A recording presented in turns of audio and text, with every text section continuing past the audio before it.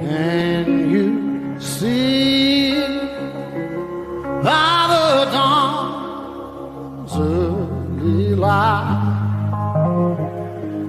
was so proudly we hailed at the twilight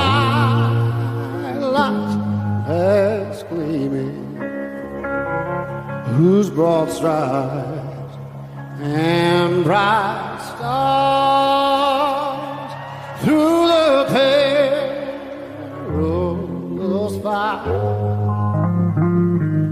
Oh, the ramparts we walked were so gallantly streaming, and the rockets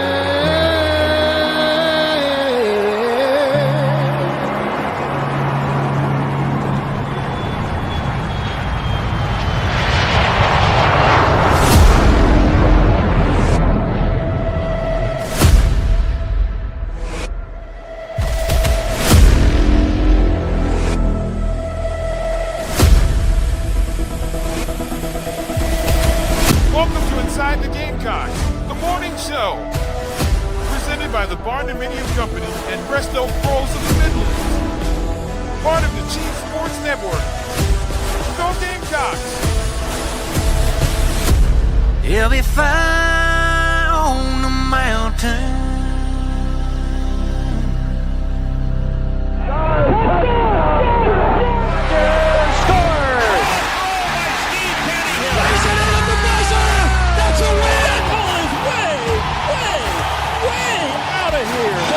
Consecutive home runs for Carolina. It is good.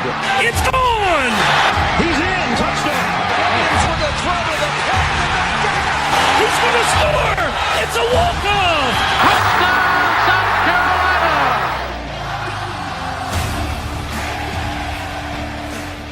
All right. Greetings and good morning. Welcome aboard and welcome home inside the Gamecocks The Morning Show, built by the Barn Co. and brought to you by our friends at Resto Pros. They are there when you need them. Resto Pros of the Midlands, Resto Pros, MidlandsSC.com. The Barn Co. builds dream homes in the Carolinas, and you can build yours today by heading to thebarndoco.com and check out their amazing models, or build one yourself. Head to thebarndoco.com to find a Gamecock-owned and one of the nation's best builders, thebarndoco.com. That's the Golden Tones. Usually John Strickland joins us today. He's on spring break, so we get him tomorrow. He's traveling for spring break today. So unfortunately for all of you, you just have to listen to Mike and I ramble for the next couple of hours. But Strick will be here tomorrow. Everybody calm down. It's cool. He'll be here tomorrow. Everybody just relax. Got a spring game coming up this week. So we'll hit on some of that today. We'll hit on more of it tomorrow. The softball program's got a big game in the upstate tonight. How about that? 7 o'clock on the ACC network. The Tigers will welcome your top 10 Gamecocks, who just dropped a series at Arkansas, but they are still projected incredibly high in the postseason. Obviously, we've got some continued discussion around Gamecock baseball. And Mike's got a Love Chevy drive around the SEC. The latest NFL draft projections are out. We'll dabble in some of that, and we'll take any questions you might have today as well in the Nana's Porch chat box. Well, I'd said, Mike, good morning. Good morning, Jamie. I know Strick loves kind of chiming in on the Love Chevy drive around the SEC. It's like an extra voice, an extra take. So that'll be solely on your shoulders today. So no pressure, but you will be taking the place of Strick on every tidbit that will come along with the Love Chevy drive around the SEC. Sorry I missed you yesterday. Yeah, it's okay. I got something real quick that you can probably add to that. This is pretty big breaking news for the Gamecocks. Colin Murray Boyles is officially off to the NBA draft. The 2025 NBA draft. He has officially declared, and he's done it publicly on his Instagram page. So he will not be returning to Gamecock basketball, Mike. Sorry to interrupt you, but I wanted to make sure we get that's obviously major news. I thought was 1 in 4 chance, which I'll take that for a guy that's a projected first round pick in everybody's board. I get it. I know for a fact he wrestled with that. He really, really wrestled with that. I am amazed, and I wish the young man well. He's a great kid. He did a number of good things for Carolina in his 2 years. I am amazed of some of these boards that have him in the top 10. I just can't see it. I hope I'm wrong. I hope he goes number 1, but I don't see that. There's just, for what they look for, I understand what they love about him. I also understand why. If they took him in the top 10, it would break a lot of molds. But he's undoubtedly going in the first round. But as we've talked about, again, there's a big difference between going number 8 or number 28. But wish him well. And obviously that frees up a lot of cash. It would have been, he would have been a 7-figure guy if he stayed. There was a Jeff Goodman who does such a great job on Twitter. He was with us at ESPN, and now I can't remember, it's The Athletic or something. I can't keep tabs on all these things anymore. But he was going through the average, let's just call it what it is, salary for an all-conference basketball player at the power levels, a starter, even a reserve. Reserves are making $300,000-$400,000 in many cases. Starters, it's like $1 million. Yeah. All SEC conference players, the talent of Murray Boyles, in some cases will get 2 to 3. Right. That's just where we are. And there's no turning back. There's absolutely no turning back. I'm sure you guys got into the Nico thing quite a bit. A little bit. By the way. Yeah. Yeah. As much as you'd think. Maybe you could do a whole show on it. Like, I don't know what else there is to say. JC's hit on it.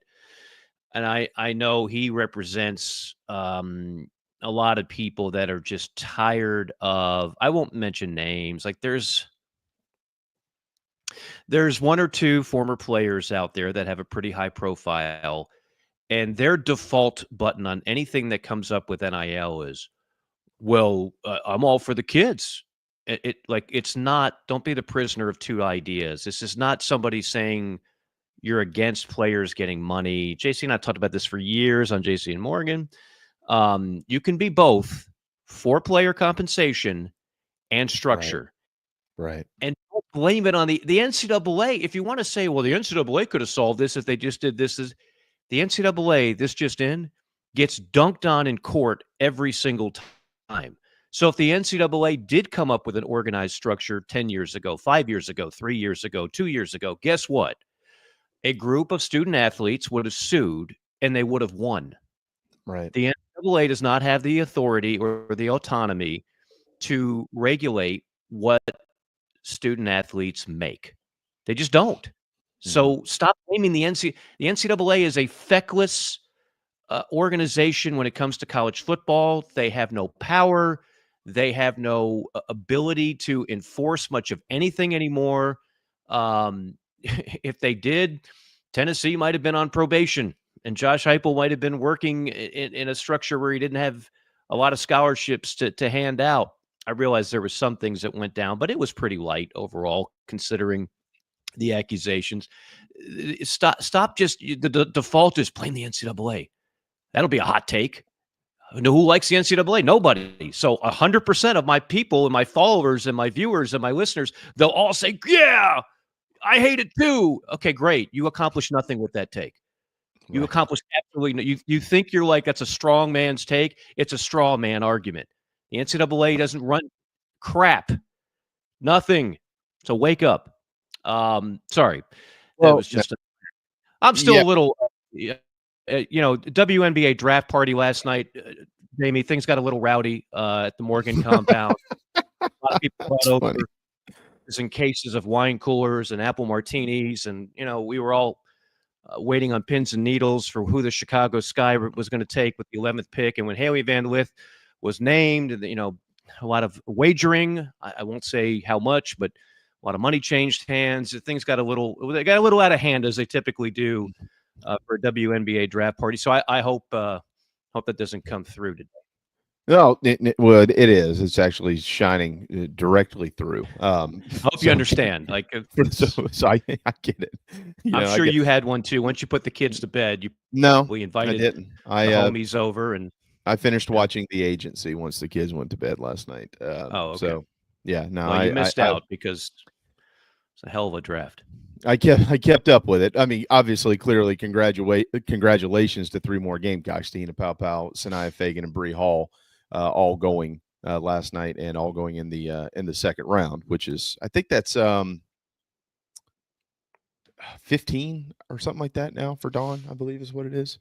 By the way, quickly on Colin Murray Boyles, and there you can find a ton of NBA mock drafts out there. NBA draft.net actually going 27th overall to Brooklyn. So we'll see what, but I've seen some in the teens too. You just don't really know, but that's the latest one as of this morning. So we'll see if that number moves or not for CMB. To your point though, on the NCAA thing. Yeah. I've just totally kind of washed my hands of having so many of these conversations, because they really don't go anywhere. You just spin in circles the whole time. You're right. You know what I mean? And I mean, the only thing I say the same thing anytime it comes up. Somebody was texting. I got a little group chat with some cousins and friends and stuff this morning, and they were texting an article about that and where he could end up or whatever the case is, which looks like it's not going to be North Carolina. But I say the same thing every time. I'm like, contracts. I mean, it's just what it comes down to. I mean, you have to have contracts, and and then of course that always rattles off into, well, these guys are employees, and I'm like, well, that's great. If you want to be an employee, that's fine. But employees sign contracts. Employees do have rights, and employees also have obligations to their employer. And, when you can be fired if you're an employee, just kind of an FYI. You can't just jump into the portal and take whoever gives you the most money. Like, you can actually be canned. You can also sign things where they're going to, as you know, Mike, they're going to own the rights to you. And then there's going to be a buyout that comes into that. And you're going to have these conversations just can go on and on and on and on and on and on. And everybody has them in a way in which they feel like they're going to be right. Okay, I'm going to prove you wrong. And this is how I'm planning to have this conversation. So I just stopped kind of engaging in all of it because it's pointless in my opinion. And, but then you see what happened with the Nico situation there. My only real true takeaway from all of that is good for Tennessee. Good for the Vols saying, well, I tell you what, here's what we'll make the decision for you. We're not going to give you the money. Good luck. So long. What? Yeah, from what the reports are, when his teammates found out, he beyond lost the locker room. It's right. Like at that point, it was resentment. I don't think you could possibly bring him back. Even if he said, you know what, I overreacted. I got bad advice from my father and my representation. I'll settle, quote unquote, for the $2.5 million. I think his teammates would have said, kick rocks. Right. Kick rocks, brother. A, you're not that good. And B, you were ready to hang us out to dry for a couple of extra million after you already agreed to the terms. And do you even give a crap about us? Like, we got to get paid too. We're not going to make $2.5 million. Look, I've heard people try to make false equivalents to the NFL. This is not how the NFL runs business. The NFL will never operate this way, where players agree to terms and then just threaten to quit. And supposedly he was ready to do this before the playoff game. If you believe reports, and he's not the only one. I actually heard of players at some other SEC programs that threatened to either sit out bowl games or even playoff games if they didn't get a bump in pay. That's where we are right now. That's not the way it works in the NFL. That's not the way it works in every other line of business. So if you want to just fall back to that, the coaches go. The coaches have buyouts. The coaches can't just leave without penalties. So stop making the false equivalent to coaches. That's not the way it works for coaches. And furthermore, coaches have invested their entire lives to get to the point. We're talking about 20, 21-year-old young men. With all due respect, it's really not the same. So right. I hear just so many of this. And again, it comes from a place where a lot of the people who cover college football have a natural leaning toward the players are victims. The players are victims.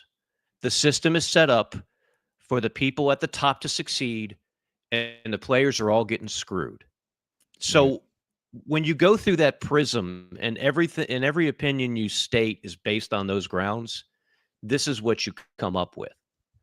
This is what you come up with. So I already know, like, I can see the face on TV and know what their take is before they even say it. Mm-hmm. I've just gotten to that point. And I know a lot of these guys that are talking heads. I know where their opinion comes from, and it's like it's painfully predictable, but very often it's also painfully ignorant. And that's where like I don't care. You know me, Jamie. I don't care if somebody disagrees with an opinion that I have or you have, or like it doesn't really matter to me. But when your whole stance is based on ignorance and just not knowing how things are set up, my favorite is when you get guys that never even went to college giving their 2 cents in on this, and they're going to tell you how it all works. It's like, okay, like an athlete that went straight to the pros is going to tell you how the NCAA operates and how the system is set up and how it's wrong and how. Do you even know the first thing about what you're talking about? I don't think so. Well, the funny thing is how much has changed. I was at the College of Charleston baseball game on Sunday, and I was sitting there with Brady Thomas, and we were talking about some of this stuff. You remember Brady? And absolutely. And he was like, "Man, this stuff is crazy, man." I said, "Yeah, it's pretty wild." He's like, "I mean, dude, I just used to, enjoy, getting my books paid for." I said, "Brady, the best part of college baseball back in the day was making the postseason, because you got a bump in meal money. And if your parents were coming for the regional or super regional, then they were going to pay for everything. You got to keep it, you know?" And he was like, That's a good point, man. Man, we used to. I'd come home with a few $100 or something like that. Like when we went to Omaha for 2 weeks, we came back and partied. You remember that? I'm like, oh, I remember. Yeah, that was all meal money that was floating around 5 points. You know, Omaha went from 32 to 50. Yeah, and you would have thought like you just got promoted to the CEO of a Fortune 500 company when you go from 32 to 50 and you don't have much to begin with, and you're in Omaha for 12 days. Yeah, that's a nice little bump in pay. It was a nice bump. And you had, parents like went to Omaha. So, I mean, Drew has talked about this before, his parents would, we'll take you out to dinner tonight, Drew. Of course, they'd eat a team meal and then whatever. And okay, we'll go to. So he's like, I'm just putting money away.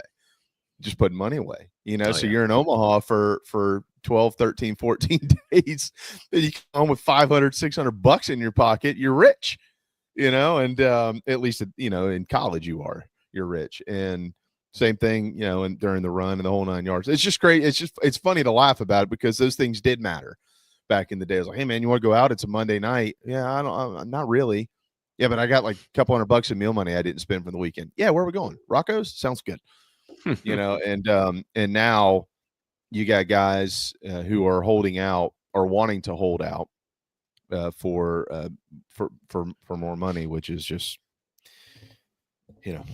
again, to your point, and we'll hit a timeout. You got to separate the two. Nobody is saying that players shouldn't be paid, but you can't have all the power on the players' side either. You just can't do it. It'll crumble everything. And if there's no structure like that on the planet, well, there's not. Employees have all the power, all the cards, and everybody's just waiting on them to decide what they want to do. Well, exactly. And everything, Mike. I mean, you work for ESPN, right? Okay. Yeah. I'm just making sure about just you please stop me in my tracks. Correct me if I'm wrong. All right. The last I checked, they're not paying for your house, are they? Not directly, no. Okay. Okay. But or my meals. No, that's not what I'm saying. No, I know where you're going. Yeah, like they when you're on campus, that doesn't come out. That's a scholar. They're paying for your housing. All right. They're not right. They're not. You don't have a place where you can just go eat for free whenever you want to, do you? No. Oh, okay. I just wanted to make sure. Now, what about doctors and all that stuff? Do they have a whole team of those? No. Do they have a therapist you can walk in at no expense and see? I get 10 free counseling sessions if I want to use them. Okay, it's part of a benefits package. Part of a benefits package that comes out of your check. Yes. Okay, I just wanted to be clear about this. You see what I'm saying? Like they already get everything. Yes. You get on campus and you're given everything. And now it's, well, we want money. Oh, we want to be employees. Okay, well, you want to be employee. That's fine. You're gonna that house is going to start coming out of your check. You realize that, right? I mean, right. Yeah. Oh, it's all been said. And I watched, when was it?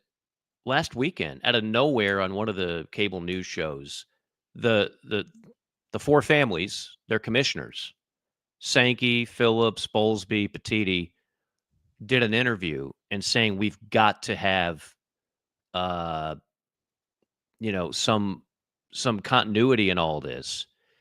And I saw their frustration and I could hear it in their voices. You could tell they still have no idea how. I mean, they have an idea of what needs to be done, but essentially, because the NCAA is powerless, so that's it's such a weak and uninformed take. They know it's going to take Congress to do something, a true authority. They also know Congress typically doesn't get things like this done, right? So this rudderless ship. Now we'll have the lawsuit, the settlement coming in here soon enough. Although they keep kicking that can down the road, right? But the $21.5 million, which will escalate per year, the schools will have that, but there's still going to be NIL floating around, major NIL money floating around. And if you think all of a sudden that, you're going to have the same money in the coffers that like Alabama does, I don't know about that. I'll believe it when I see it. You think that Oklahoma State will have the same basketball budget as Kentucky because of this settlement? I'm not buying it. I'll No. believe it when I see it. I mean, like, I don't think so. Well, they got to prove true NIL value. Okay, what if they have questions about the NIL deal? Are they gonna take it to the kangaroo court? Like, what's gonna? You think that it's gonna like be a priority for the U.S. government? I'm not seeing it. Come on, dude. This we all know, just I would challenge anybody out there, anybody in right here with us today, watching or listening, or in our chat box, or anybody on the planet. Look, I am all for market value. Okay, I'm all for that. All right. I don't have an issue with that. If someone wants to pay me $1 million right now to read an ad for them, and that's what I'm worth to them, and this program is worth to them, damn well we're going to take it. Okay, There's no question. I don't have an issue with fair market value, and I have an issue with who the hell is going to determine that. Okay, because I can tell you this. They might not see the value in what you're doing compared to the person that's going to pay you the money to do it. And so what I'm not saying that I'm for some Love Chevy saying, well, you know what, it's worth it to us to give $10 million to Lenore Sellers to send out one tweet. I'm not saying that that's fair. I'm not saying that it's right. But what I am saying is if that's Lenore Sellers' value to Love Chevrolet, they got every right to write the check if they want to or not. Okay? There can't be some little committee somewhere that decides that, well, he's not worth that to you. Bull crap. I'm a private business. If I decide that he is, he is, period, the end. So I don't know how they're planning. I'm not saying that it's right or wrong. What I'm saying is the system isn't going to work. Everything is going to be challenged in court. Every single thing is going to be challenged in court. I would challenge it in court myself. You would challenge it in court, Mike. If you were, an athlete at Auburn, if you were the running back at Auburn and Yellowwood said, well, Mike, here's what we're going to do. We really want you to stick around. So I'm going to give you $5 million and I need you to cut one commercial for us. But it's worth $5 million because you're a star running back. We think you're going in the first round. Yellowwood, we send it all over the world. We're going to get a return on our investment here. Now, they might be lying about that, and they probably are. They would be. Okay. But at the end of the day, who's to tell them they can't write the check? It's their business. That's a bad investment on their part if that's what they want to do. It's like the expression, how do you prove a negative? How do you prove that you're not actually going to get the NIL value from that? You can't prove it. It's impossible. I don't see how they can. And so I see very little changing in terms of the schools that have the most money to complement the $21.5 million with separate NIL funding. They're going to have the biggest advantage in roster compilation and player acquisition. I don't see that changing. No. So this whole thing that like there's going to be a salary cap and it's going to be equitable across the land, and Vanderbilt's going to have the same as Auburn, and LSU's going to have the same as Kentucky. I don't see it. No, I don't. And markets are different. We've all worked you worked in Columbus, Georgia, didn't you? I'll bet you the Columbus, Georgia market and the Columbia, South Carolina market are just a tad different. So indeed. I mean, I'm thinking from a business standpoint here and what's going to and not going to hold up in court. All of this is going to be challenged. Anybody that thinks that this is going to work is dead wrong. It is going to be challenged. There's going to be somebody that comes along and says that you cannot, whoever you are, under whatever umbrella you are, determine the fair market value that I am to a third-party entity. It doesn't happen that way. That's not how this works. That'd be like somebody trying to come in and tell a business that sponsors our programming that what they're paying is too much. Whoa. What? Who are you? Who the hell are you? That's between us and them. So I'm not saying anything other than it ain't going to work. I'm not saying I agree or disagree with any of the stuff. I'm telling you it isn't going to work. And so we'll watch that fall on its face next, and then they'll have to figure out what to do from there. All right. we will step aside, but we do, Mike, we need to give a shout out here. And hour 2 is for people just like Mark in the Nana Sports chat box. He is listening to us, and he saw that. is That's awesome. planning. He's laying corn on his tractor. I love it. So, the top of the second hour open. This is my dirt. We do it for people like you, Mark. So thank you. That's cool. That's very awesome. Cool. He's on his tractor. He's got the Bluetooth going, right? He says he's got AC in that thing too, so which is great. But he's got the blue. So again, as we've talked about a number of times, the old days where you were just stuck with your bad local radio station and that was the only choice you had, not anymore. In the streaming world, you get to pick what you want to listen to, when you want to listen to it, and crystal clear. Right. And then Mark is the living proof of that on his tractor, listening to ITG. Love you, Mark. That's all right. Mike, take us to a timeout if you don't mind. Speaking of love, well, we got love Chevy Driver on the SEC later, but we also love Troy Branham of Golden Gate Mortgage. We love what he does for people that are looking for a refi or a new mortgage. We love the fact he's going to get you the best rate that you possibly can get. We love the fact that he's straight up honest, and he'll tell you maybe it's not a good time to refi. You give him a call and he'll give it to you straight. Maybe he says, let's wait for this whole thing to settle down a little bit. Call me back in a month. Whatever the case, he's not going to steer you in the wrong direction. That's what 30 years of the business will teach you. You don't do people wrong and stay around that long. And he's been helping South Carolinians for 3 decades, and so has Golden Gate Mortgage. The man with the plan. You can give him a call at 803-238-0111. That's 803-238-0111. Troy Branham, Golden Gate Mortgage. Time out. We'll be right back.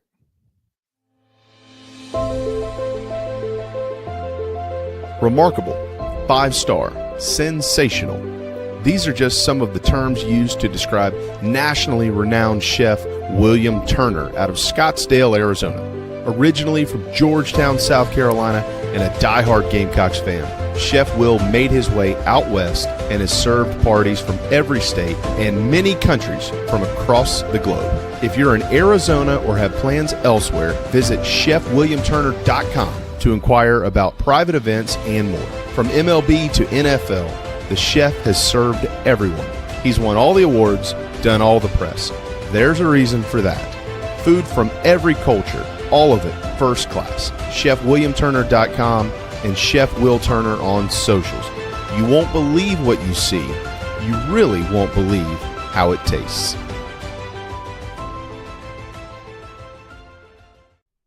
Charleston Fitness Equipment is keeping South Carolina in shape. Clients have come from all over the Palmetto State to find that one piece of equipment that they enjoy that keeps them looking and feeling good. Whether it's a home rower, treadmill, elliptical, free weights, a home gym, or something else, Charleston Fitness Equipment keeps the mirror smiling back at you. Get in shape like the Gamecocks do. Visit charlestonfitnessequipment.com. Gamecock owned and operated and proud partners of Inside the Gamecocks, The Show. We got started in 1979. Because we're a manufacturer, we're able to control our costs. That's why we like to manufacture as much of the product as we can, because in our factory stores we can offer a competitive edge over other people around the country. When people come into one of our Palm Casuals, it's like they're buying their car at Detroit. They're going right to the factory and buying their car. 30-day money-back guarantee. That's a big deal with us. I mean, we give 30 days to do anything. I mean, return it, change it, get a different color, get your money back. When you pull into a store and it says Palm Casual, you know you're at a factory store.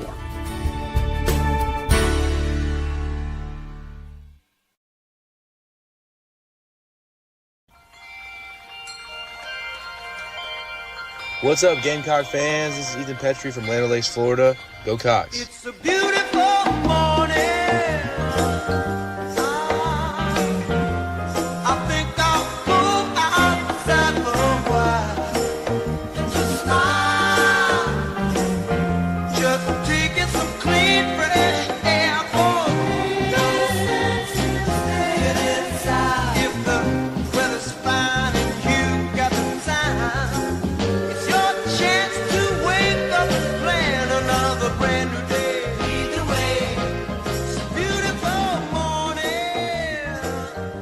We are powered by Electric Bike of Charleston, electricbikecharleston.com.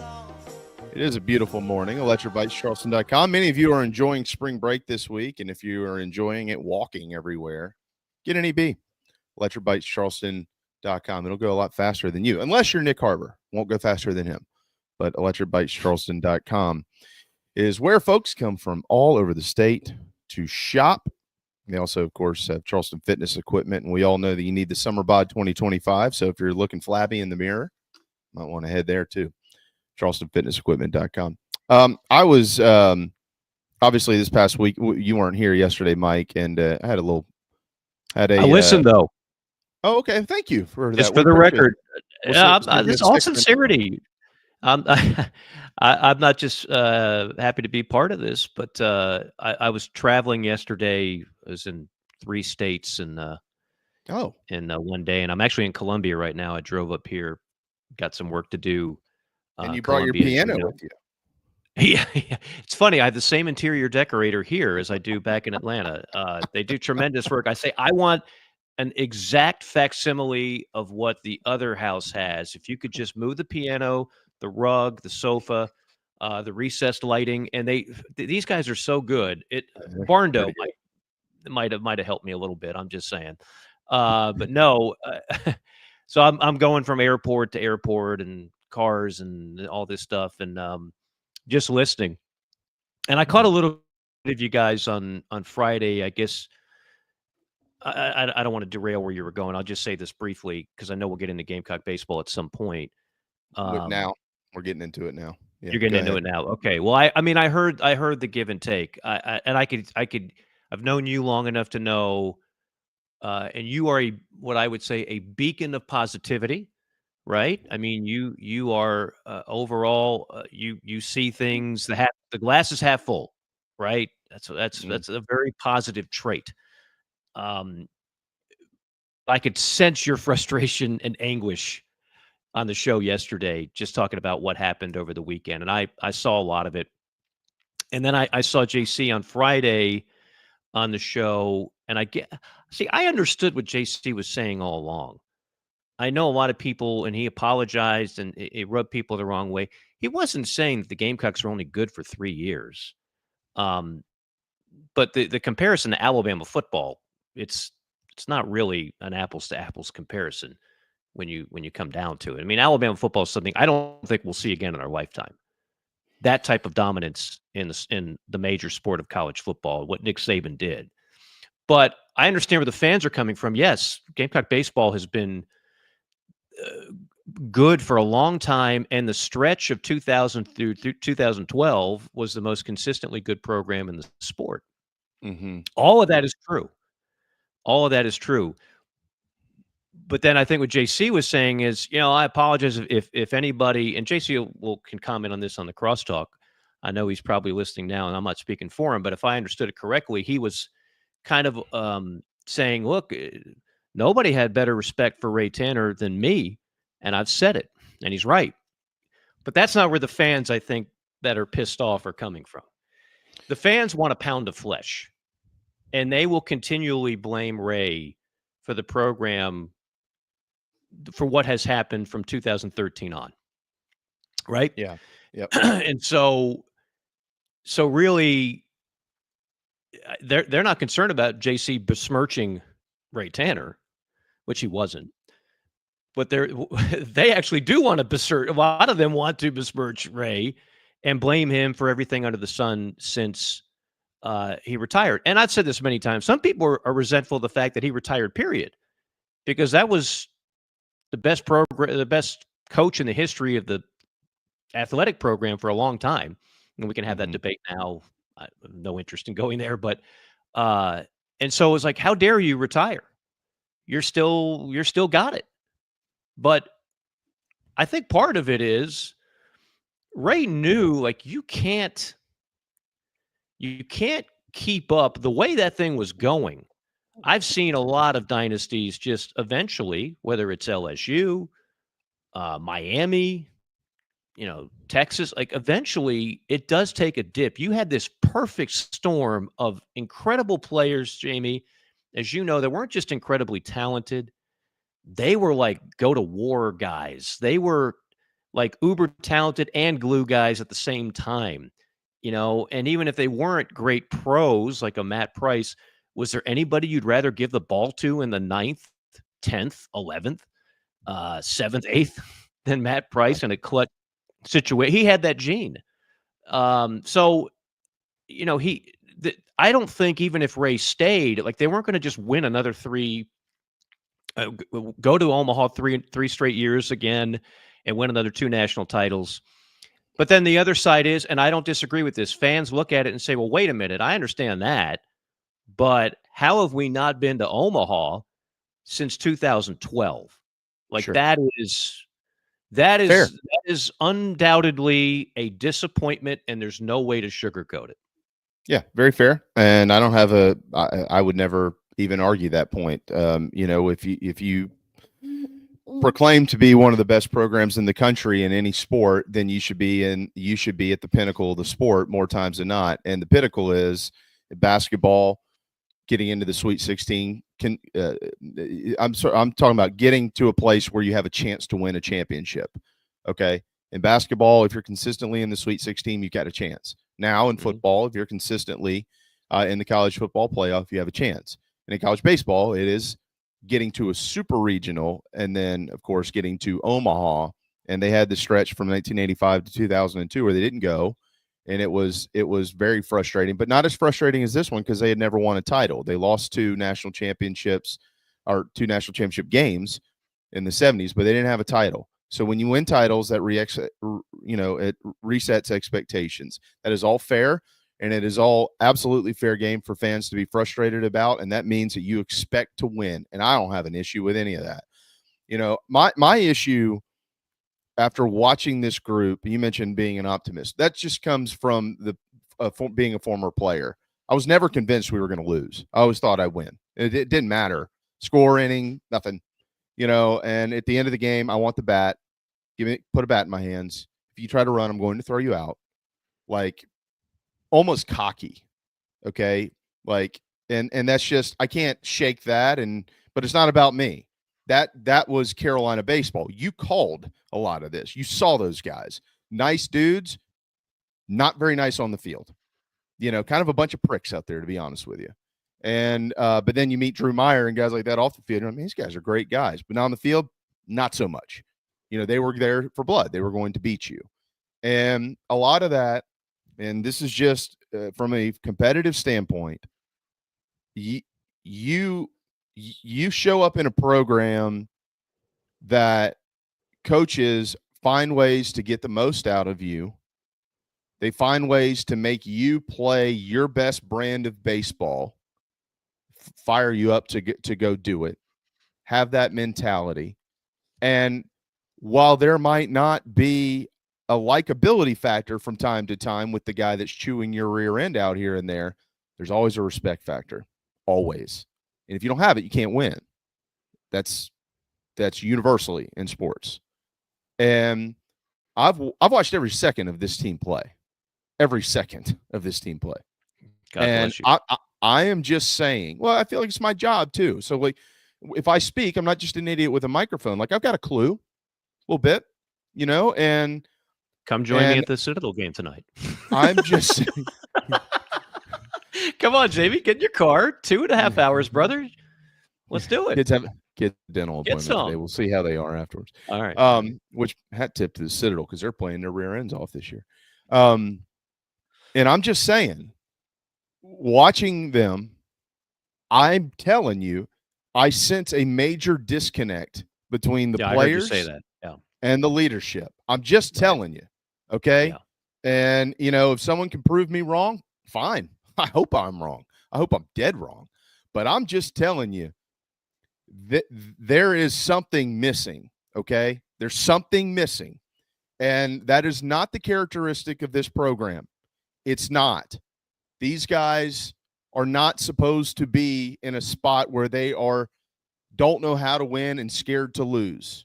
And I'm telling you, I'm sensing it, Mike. And we can run over the numbers and all that. Like I've heard a lot of things about the offense in the last couple of years, right? Oh, the offense. Now, last year they struck out entirely too much. All these called third strikes. That needed to be fixed in the offseason.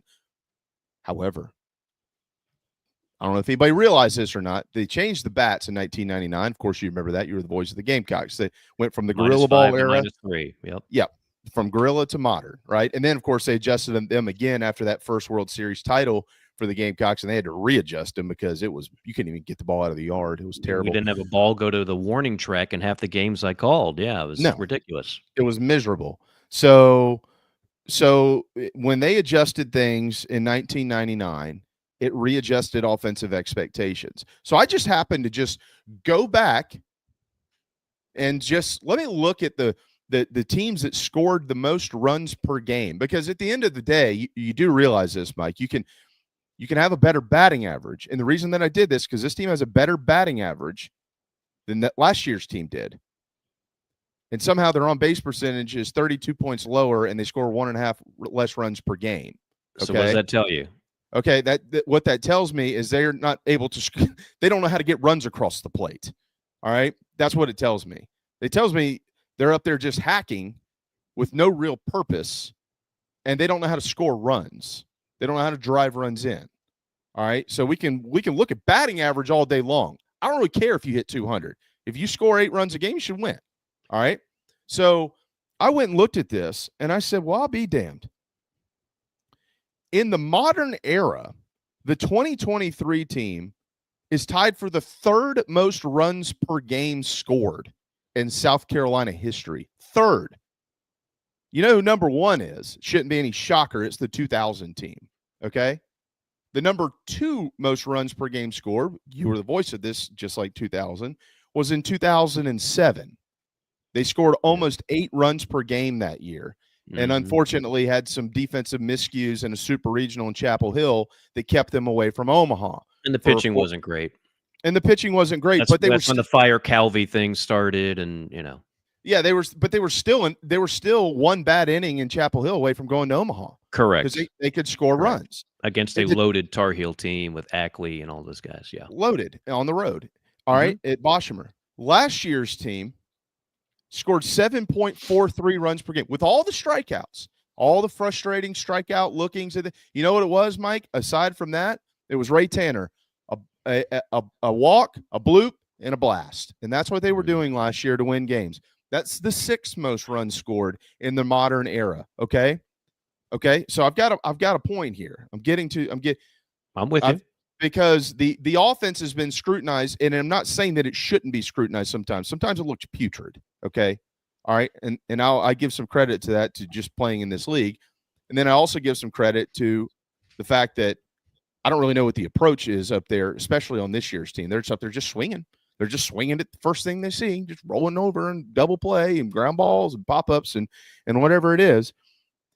Right now, this team, while they have had some struggles from time to time to score runs, okay, that ain't why they're losing, guys. They're 20-17, and this team could easily be 25-12 and a 2 seed in a regional right now, okay? This is the worst staff ERA in the modern era at the University of South Carolina. In the modern era. And if you want to blame that on Eli Jersenbeck's injury, have freaking at it. But you are so off on that. You shouldn't watch another game of baseball. If you want to blame that on Dylan Eskew going down for a couple of games, you are so wrong on that. They don't have a starter on this staff that has an ERA in league play under freaking 8. So what's wrong with the pitching staff? Because I watched a lot of these guys to pitch the last couple of years. Ain't that bad. They're just not. And don't tell me that the SEC is the big leagues, because it's not. It is really damn good, but Carolina's this bad. I'm not saying they're the best, but they ain't this bad either. And so what's the problem? What is it? What is it? Can anybody? Nobody knows. That's the thing. You don't know, and I don't know, but I can sense it. They're scared to death. How many games have they blown and they scored an assload of runs? They're scared to death of something, and I don't know what it is. Okay? This is my sense. This is the way that I'm seeing it. This isn't – I've stayed away from coaches and players and inside information. I don't need all that. I don't want to clutter my brain with someone's opinion that's in the program. I want to watch it for myself. This is what I'm seeing. Now, how do you correct it? I don't know. But I will say this, and I'll shut up on this note. I did it yesterday, and I told myself I wouldn't do it today, but I'll be damned. I'm going to need an avocado after this deal. And a cocktail. I had 3 of those last night with Chef Will, by the way, who's in town. There we go. All right. But I will say this. This is not top tier SEC talent. Okay? They got a couple players who you could consider young and old to be in that category. Clearly one of them is Ethan Petrie. Okay? But collectively it's not. But it ain't 2-13. I'm just saying.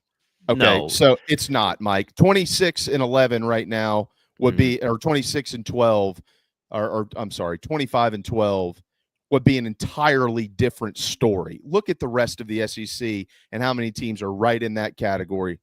Carolina has had every opportunity to be there, and there is that sixth sense that is missing from this program currently, and it is really, really, really difficult to watch. Okay, I'm done. Sorry. I don't disagree with anything you said. It's obvious to me when I watch, you got a lot of guys pressing. 100%.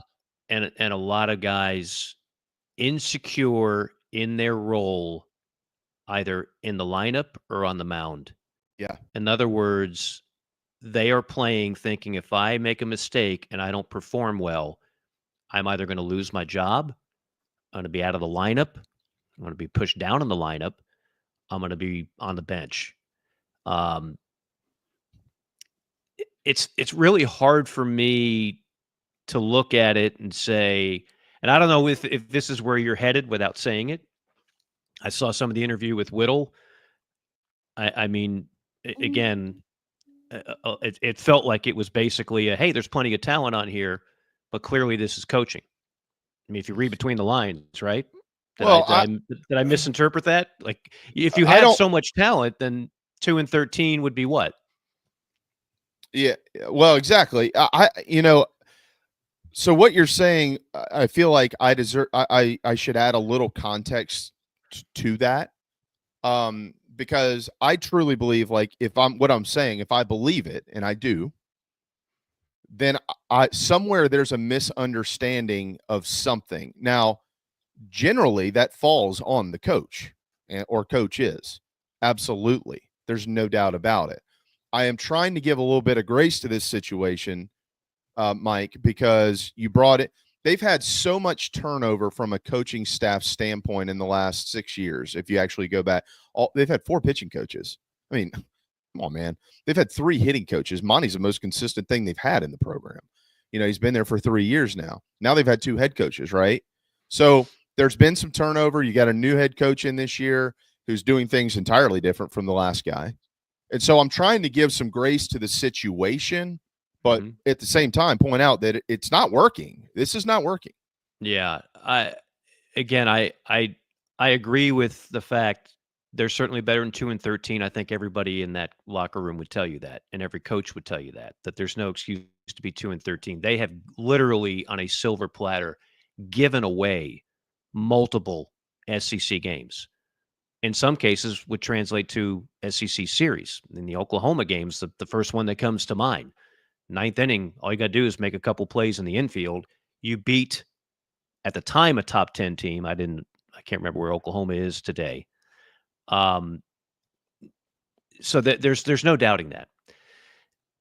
The other way to look at it, and people don't want to hear this, but I mean, Paul Mainieri, when he took the LSU job, they were very unimpressive in year 1. They didn't go to the tournament, which for LSU is like, we didn't go to the tournament. We're freaking LSU. Ending. Yeah. Right? And then a year later, they went to Omaha, and 2 years later, they won the World Series. They went to 5 World Series, and they won a half a dozen SEC tournaments. And, you get the idea. Like, the resume is the resume. What a lot of people then will kind of default to is, yeah, but that was then. And now he's older, and therefore maybe he's, I don't know, is he doing things differently? I seriously doubt it. I mean, I doubt Paul Mainieri at 67 is doing things differently than he did at 60 or 58. You know what I mean? Yeah. So, if that's the case, just to pick your brain a little bit here on this, Mike, should he be? Because times have changed, the portal and NIL and just from a general baseball sense. I mean, if you this ain't 6 years ago anymore. Yeah, well, I'm talking about the correct. Yeah, but I'm talking about the in-game stuff, right? Yeah. What you're talking about is how you're do we talking get about players strategically. Yeah, I'm talking about once that first pitch in between the lines. How you manage a game. I doubt that's changed. No. He's really not doing anything much differently. And I remember, I mean, there were a couple of Ray teams that he wasn't in love with the team. Any coach will tell you, you do it long enough, you're going to have some teams you absolutely adore and love and know that you couldn't ask for better chemistry and makeup and everything else. And then you're going to have a couple of teams that you're just like, this ain't it. And so what do? You continually change the lineup, you bench guys, you change roles. That's typically what you do. There's no farm system. You can't call up a guy from AAA. Believe me, they would if they could. And you can't make a trade. Believe me, they would if they could. So you try and mix and match. And then what I'm sensing is a lot of people think, well, those aren't good moves. And maybe they are, maybe they're not. I don't know. But that's the kind of thing you do. Now, in terms of the way the game has changed on getting players, well, yeah, but that's why you get Monty Lee a bunch of money, and that's why you keep him around and his contacts, and that's why you bring in Terry Rooney, who's been a recruiting coordinator, and help put together some championship-level squads at LSU, and you hope that that's going to work. But make no mistake about this. I mean, I said it from day one. The moment Kingston was fired, and by the way, I was on record. If he didn't make a super, I thought it was time. Yeah. I didn't sugarcoat that one bit. But I also knew when you fire a coach, you're probably going to take a step back because all those guys in the portal and in recruiting, the hay's in the barn. They've already decided where they're going. So you're not coming in and taking – what was the day Paul Maneri was hired? It was in July, and they did go through exactly what you're talking about. Multiple players who wanted to be here couldn't commit because they didn't know who the coach was going to be. Right. And who are starting in the SEC right now. Yeah, and I caught some of that too. But I mean, typically, some of my friends have said, "Well, what about Georgia with Wes Johnson?" Well, it's a great example. Wes Johnson's done a terrific job in Athens. Now, he did inherit Charlie Condon, a kid who was a walk-on that nobody else wanted, and won the Triple Crown. Yeah. That helps you when you're a first-year coach. Ethan Petrie's a great player. He's not winning the Triple Crown this year. I mean, it's just one of those things. So I didn't have, like, they were picked bottom third in the SEC for a reason. I posed questions to you before the season started. Who's going to hit behind Petrie? Kennedy Jones. It'll be okay. Nothing has worked. What did Whittle say? Like the numbers are about 200 on the year. That's a stat repeating. You're talking about the four-hole hitter, whoever's hitting. Or if Petrie's in the two, then whoever the three-hole hitter is. So whoever's hitting behind Petrie, what is he hitting for the season? It's been bad, right? 200, yeah. Yeah, so Petrie's not seeing good pitches, which I was afraid of. So then what happens? You either chase, you get frustrated, you take walks, which you really don't want to do. I mean, a walk to Ethan Petrie is actually a win for the opposition. I'd rather see Petrie getting good pitches and take my chances. But he's not going to get good pitches because they're not afraid of anybody behind him. And then, the pitching staff, I know there's some quality arms out there. Now, if I stack it up to the rest of the SEC, is this a top half of the league talent-wise team? Absolutely not. And I know it's just not. I don't know what to tell you. Like, it's not Tennessee, it's not LSU, it's not Texas. It's closer to Florida, who was in Omaha last year and can't win a series to save their lives this year. Sometimes it just happens. Nobody's going to want to hear anybody, you or me or anybody else, say pump the brakes and let's see what happens next year. Fans have heard that a lot around South Carolina athletics for about a century. But I am curious to see, because there's not going to be a coaching change. I know that's a popular message board thing. Like, you're not going to fire Paul Maneri and his staff after 1 year. No. And I'm not saying that either. I know you're not. I know. Yeah. But I know it's out there. People are talking about buyouts and people. That's not going to happen. But what needs to happen, clearly, they need to crush it in recruiting and in the portal. They need to crush it. Because one thing I will say, you don't get 5 years. This was not a train wreck. No matter what you think of Mark Kingston, he did go to 2 supers. No matter what you think of Chad Holbrook, he did go to 2 supers. They weren't like the laughingstock of the SEC. They just weren't Ray Tanner. So there's no excuse for Carolina to not be in 2026 back as a postseason team. And if you were to ask me to place my bets, I put my money on they will be, because I know how quickly it can turn around. Yeah. But right now they are a roster that's good, not great. And they are a team, to your original point, that is completely flustered from top to bottom.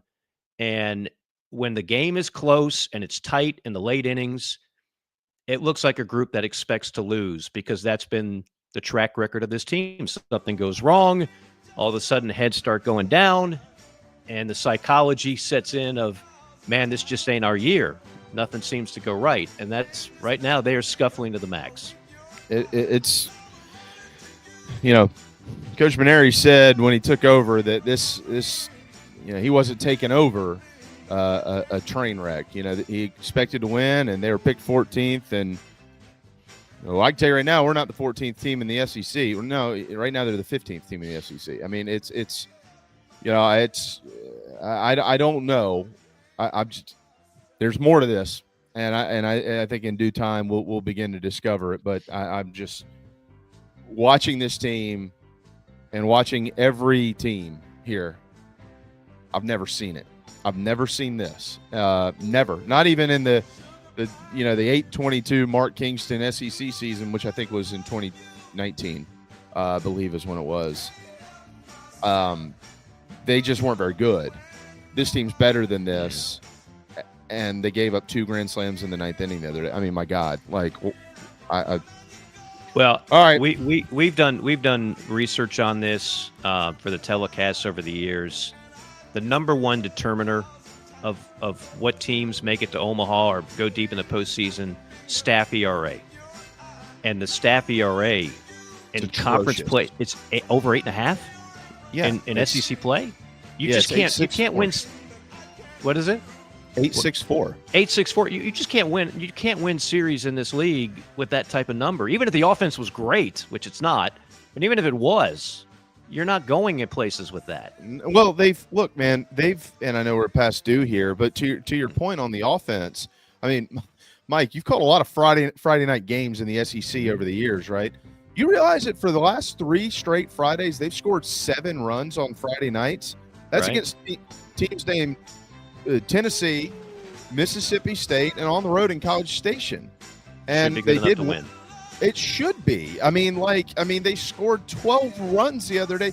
They were a Jace Woida thrown out at home plate, which shouldn't have even mattered, run away from 11-run ruling Texas A&M before they gave up the run that made it 12-3. They would have still 10-run ruled them, and they lost the game. I mean, they are scared to death of something. And I don't know what it is. But it's a snowball effect, Jamie. It out. You know how mental the game is. Like when you start losing, you just start to expect bad things are going to happen. It's a close game in the 9th or the 8th or the 10th. And that's what's happened this entire year. It's bad. Against good competition. Yeah. I think people can handle, hey, look, we're just not a very good team and we're going to get things turned around. We got a new coach. People can handle that. It's okay. What they can't handle is what we've seen throughout the year. And I don't blame them. It's not Gamecock baseball. All right, Mike, take us to break if you don't mind, please. Yeah, I'll tell you what is supreme.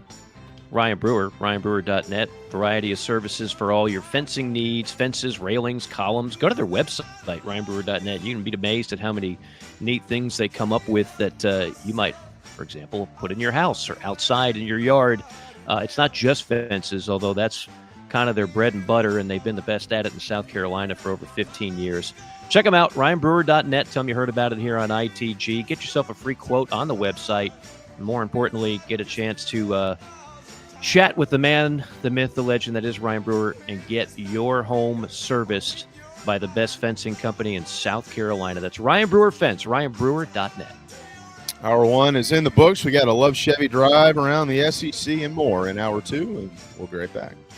Mike here for my good friend Troy Branham of Golden Gate Mortgage. Let's face it, it's been a rough go for mortgage rates the last couple of years. And now more than ever, you need someone on your side to get you the very best possible rate on a new mortgage or a refi. That's where Troy comes in. 27 years of experience working for you. Conventional, FHA, VA, USDA, renovation, rehabilitation loans, all doable with my man Troy Branham of Golden Gate Mortgage. And when I say doable, I mean the best possible rate that's out there. It's a phone call that can literally save you thousands of dollars. 803-238-0111. 803-238-0111. You can also check out the website ggmortgage.com. Charleston Fitness Equipment is keeping South Carolina in shape. Clients have come from all over the Palmetto State to find that one piece of equipment that they enjoy that keeps them looking and feeling good. Whether it's a home rower, treadmill, elliptical, free weights, a home gym, or something else, Charleston Fitness Equipment keeps the mirror smiling back at you. Get in shape like the Gamecocks do. Visit charlestonfitnessequipment.com. Gamecock owned and operated and proud partners of Inside the Gamecocks, The Show. Nana's Porch presents a Southern staple delivered right to your doorstep. Nana's Porch locally crafted pimento cheese has been a hit for years at weddings, tailgates, and other events. Now you can order online and have it sent to your home. Visit nanasporch.com. That's nanasporch.com and click the pimento cheese tab to choose between their original pimento cheese and their jalapeno smoked pimento cheese set. nanasporch.com. Man, that's good.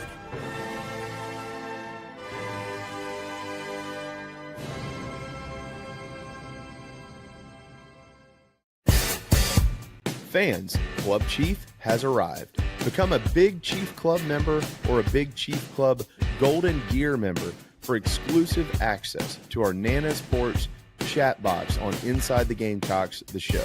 Plus, you'll get access to our VIP tailgates, prize drawings, merch, and much more. A portion of your monthly membership goes to the Garnet Trust, supporting NIL at the University of South Carolina. Pull up your Chief Sports app and join on the home page.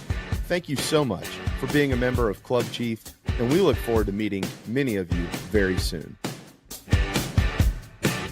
I said, oh, Lord Jesus, it's a fire. Ain't nobody got time for that. Disaster comes uninformed. During and after natural disasters or accidents, there can be a heavy loss to property. It can become extremely difficult to bounce back to what you knew before. Having your home or office destroyed or damaged by water, fire, smoke, or mold affects your personal and business lifestyle. Resto Pros of the Midlands is here to help. Open 24/7. Call them when you need them. 803-493-0170.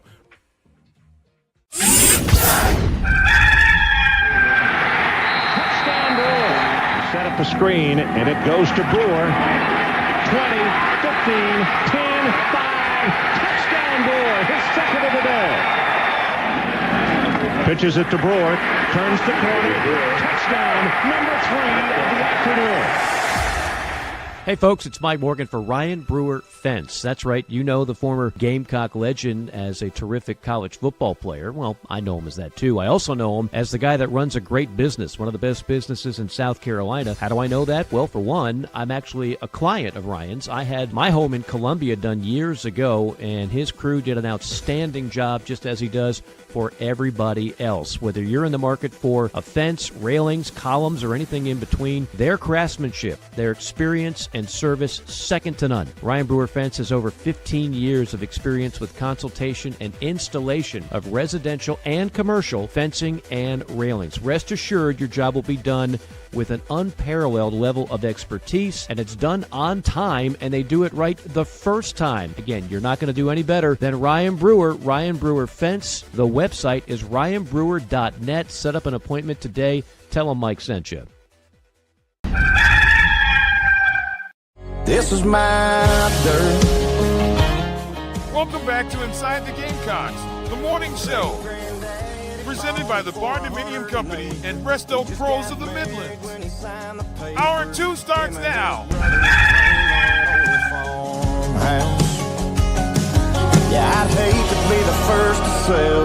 This is my dirt, these are my fields, where I harvest what I plant. That little pond, I catch bluegill. I built that barn with my 2 hands, where I raise my babies, a piece of me. Now this ain't just a piece of land. The money be great, but I can't part ways with a life that works. You can't put a greenback dollar on what it's worth. This is my... All right, it is the final hour of the morning show. Welcome back. That is the Golden Tones of Mike Morgan. I am JB, of course. Anybody, if you're a first time caller, long time listener, we got the show coming up at and I love Chevy Drive Around the SEC coming up here in just a little bit as well. Mike will be calling the Ole Miss South Carolina series, I guess Thursday and Friday night, right? Thursday and Friday Saturday. Night. And are you calling all 3? Thursday, Friday, Yep. Saturday? On SEC Network. Okay. Well, Right, it's SEC Plus actually, but yeah. Oh, gold jacket, green jacket. That's who's going to be in the booth with you? Ray Tanner. Oh no! Somebody hold the phones. This thing's going to get worse before it gets better. He never wins when he's up there. No, I'm just kidding, Coach. Well, I was messing with your brother about this, Brad Muller. Because last couple, he was in the booth for a softball game, and I think they might have come back and won that. No, I think they did lose. I think they lost. Yeah, I don't know. He is so good though. He needs to do it more.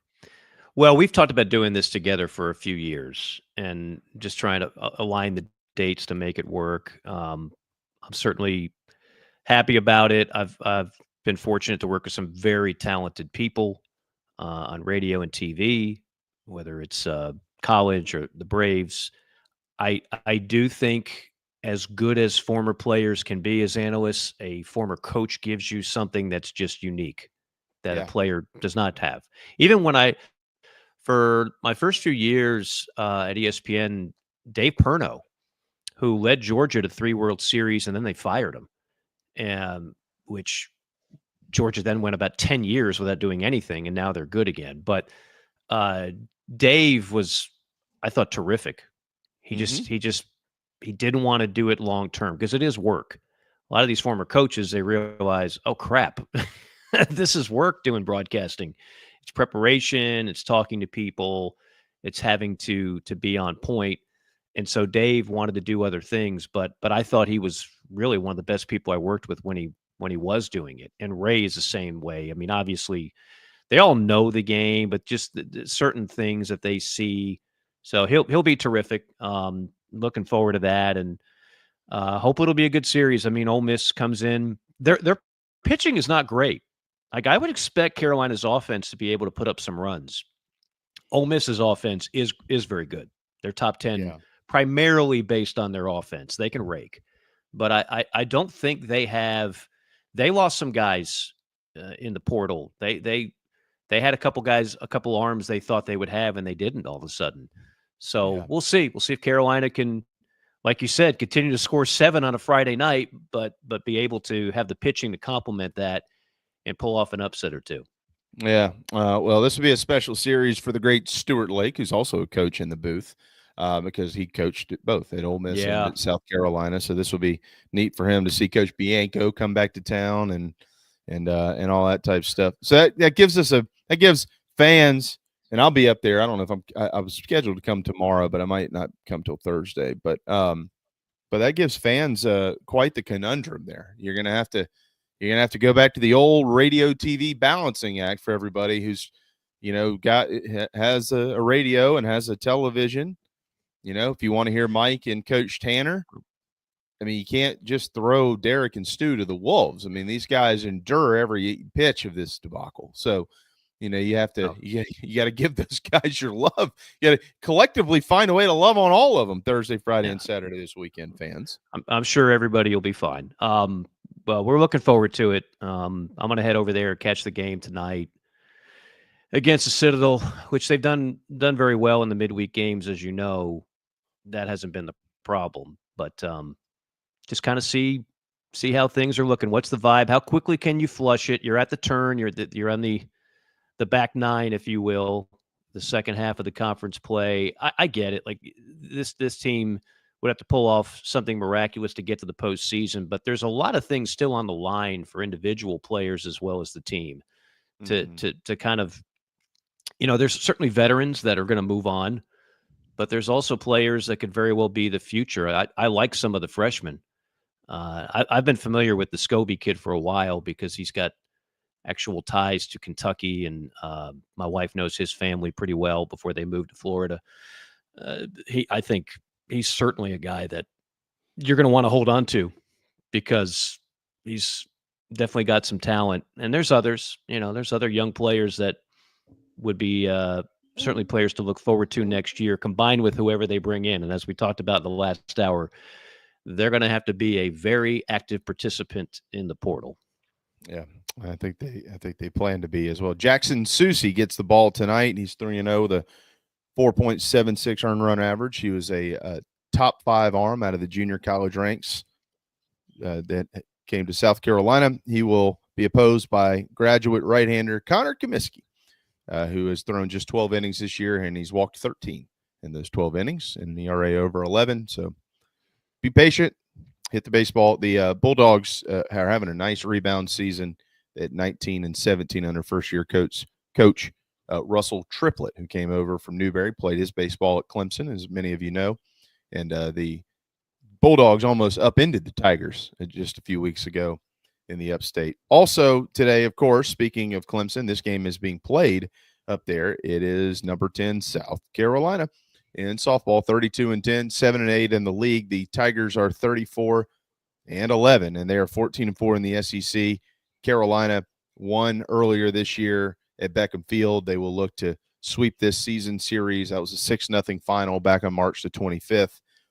The Gamecocks continue to sit pretty when it comes to the RPI. They're in the top 3 in all major RPI calculations, if you will, and they are still very much so projected to be a top 8 national seed at this point in time in the postseason. And tonight's game could go a long ways towards that. It is a Palmetto Series matchup brought to you by the South Carolina Department of Education. So for those that want to check that out, you've got a 7 o'clock first pitch tonight on the ACC network. Mike, we've also got, and I know we got our Love Chevy driver on the SEC coming up here in just a little bit, but I would call this very encouraging news for the draft and Carolina football. And I think if you read into it a little bit, it's going to translate to the number of players that end up getting selected. I know, what did John predict a few weeks ago? You remember, what was that, 10 players? Did he predict 10? I thought 10, right? It might have been 9, but might have been 9. I might be confusing John with JC. I mean, either way, it's going to be a high number. Yeah, it might have been 9. Either way, I mean, that's still a program. I think 7's the program record. I think. Yeah, we covered that. Yeah, they should set the all-time record this year. They should. That's right. And of course, as we pointed out a bunch around here, that'll translate to a lot of these preseason expectations. Oh, they're in the top 10. Oh my God, they had 11 guys drafted. They're not in the top 25. Some people will probably be reassessing some of that stuff. But when we get to the drive around the SEC, I was doing some research, and because I haven't seen a lot of this yet till now, as they're starting to kind of get closer, get some better ideas of things, and starting maybe to expand a little bit. Not just the first round, but you're starting to look deep into the second, into the third round, and those things. And you're seeing some good signs for South Carolina football. So, what day is the draft this year? Do you know? April 25th or something? I can find the exact. I mean, it's a 3-day event. Starts on Thursday, right? Starts on a Thursday, and I'll tell you exactly in just a second. It's the last week. It's the last week. The 20, Phil says 24th, 25th, 26th. 24th, 25th, 26th. Yeah, so the 24th, the first round, otherwise known as the Nick Iamaleava round, will be Thursday, April the 24th at 8 p.m. Mm-hmm. It's in Green Bay this year, by the way. Then the next 2 rounds go on Friday, and then the final 4 rounds for degenerates like myself that'll watch every pick will be on Saturday, April the 26th. Okay. All right. And that'll be, unless you go to the spring game on Friday, the first look you get at Carolina football this year because they're not televising the spring game. How many, do you know, just offhand, how many spring games that are being televised? 1. It was just Bama, right? Yeah, maybe Georgia was 2. I have to double check Georgia, but no. This is the future. Here's what I think it's going to go. You're seeing the demise of games televised because coaches don't want them televised, and right. As someone who's broadcasted a lot of these things, I can tell you, it's not cheap to put on, even for a spring game, a television production. You're talking about tens of thousands of dollars to do this. So when the SEC network launched and then the ACC network launched and the Big Ten network launched, this was considered a great programming idea to give people a jonesing for football a chance to have 2 to 3 hours of coverage of their team playing a simulated game. And so we did every one. Every SEC team, the Big Ten network would have every Big Ten team, and we would broadcast their spring games. No matter how awful they might be, we would do it. Then it got to the point where it was less and less serious. I always make the joke, like, okay, there's a Cocky throwing a deep fade to Don Staley. Okay, all right. And here comes the track and field coach kicking the extra point. Like it got a little silly, right? And then it got to the point where coaches said, you know what, we rather you just don't televise this. But you're getting a lot of exposure in your fans. Yeah, I know. We're good. Thank you, though. And I think the final chapter will be you just don't see spring games at all. I really think that's where we're headed. Well, we are, unfortunately, unless somebody reverses course. What was the final ruling on why the NCAA wouldn't allow Colorado to scrimmage Syracuse? I think it was the timetable. They felt as if they came up with that idea with not enough time for everybody else to do it. And so they didn't say it would be illegal in 2026. They just said we can't do this now in 2025. And to which I say, well, what are you going to do about it anyway? I mean, if a bunch of teams decided they wanted to do it. Well, that's what I was going to ask. You're going to sanction them? Who knows? Who knows? It's if teams really wanted next year, I'm quite sure it could happen. And I hope it does as a fan. I just don't see that being the trend that a lot of people want it to be. I think that we're in college athletics. We have entered the marketing period of the spring, because if you remember a few years ago, Clemson began their whatever they're something Tiger Family Weekend or something like that. So what they were doing, if I know you remember this, a lot of people probably do. They were marketing this as they gave you a whole slate of things that were going on. So you had the spring game, you had baseball, you had tennis, you had just all these different sports. And then they would litter in some family events, like almost like a field day for little kids and just things to do. Bring your families to Clemson and spend time this weekend and yada, yada, yada. And then Carolina started doing something similar. So the Tigers can probably claim a copycat on that if they'd like to, which is fine. They started calling it Big Gamecock Weekend, which we don't have that going on this time around, even though it's kind of a similar situation where they were marketing a list of events, right, Mike? So you had the spring game, you had Gamecock baseball, maybe some softball, some tennis. I think they did the Cocky Trot during the same weekend, which now is on the 26th, I think alongside Family Movie Night in Williams-Brice Stadium.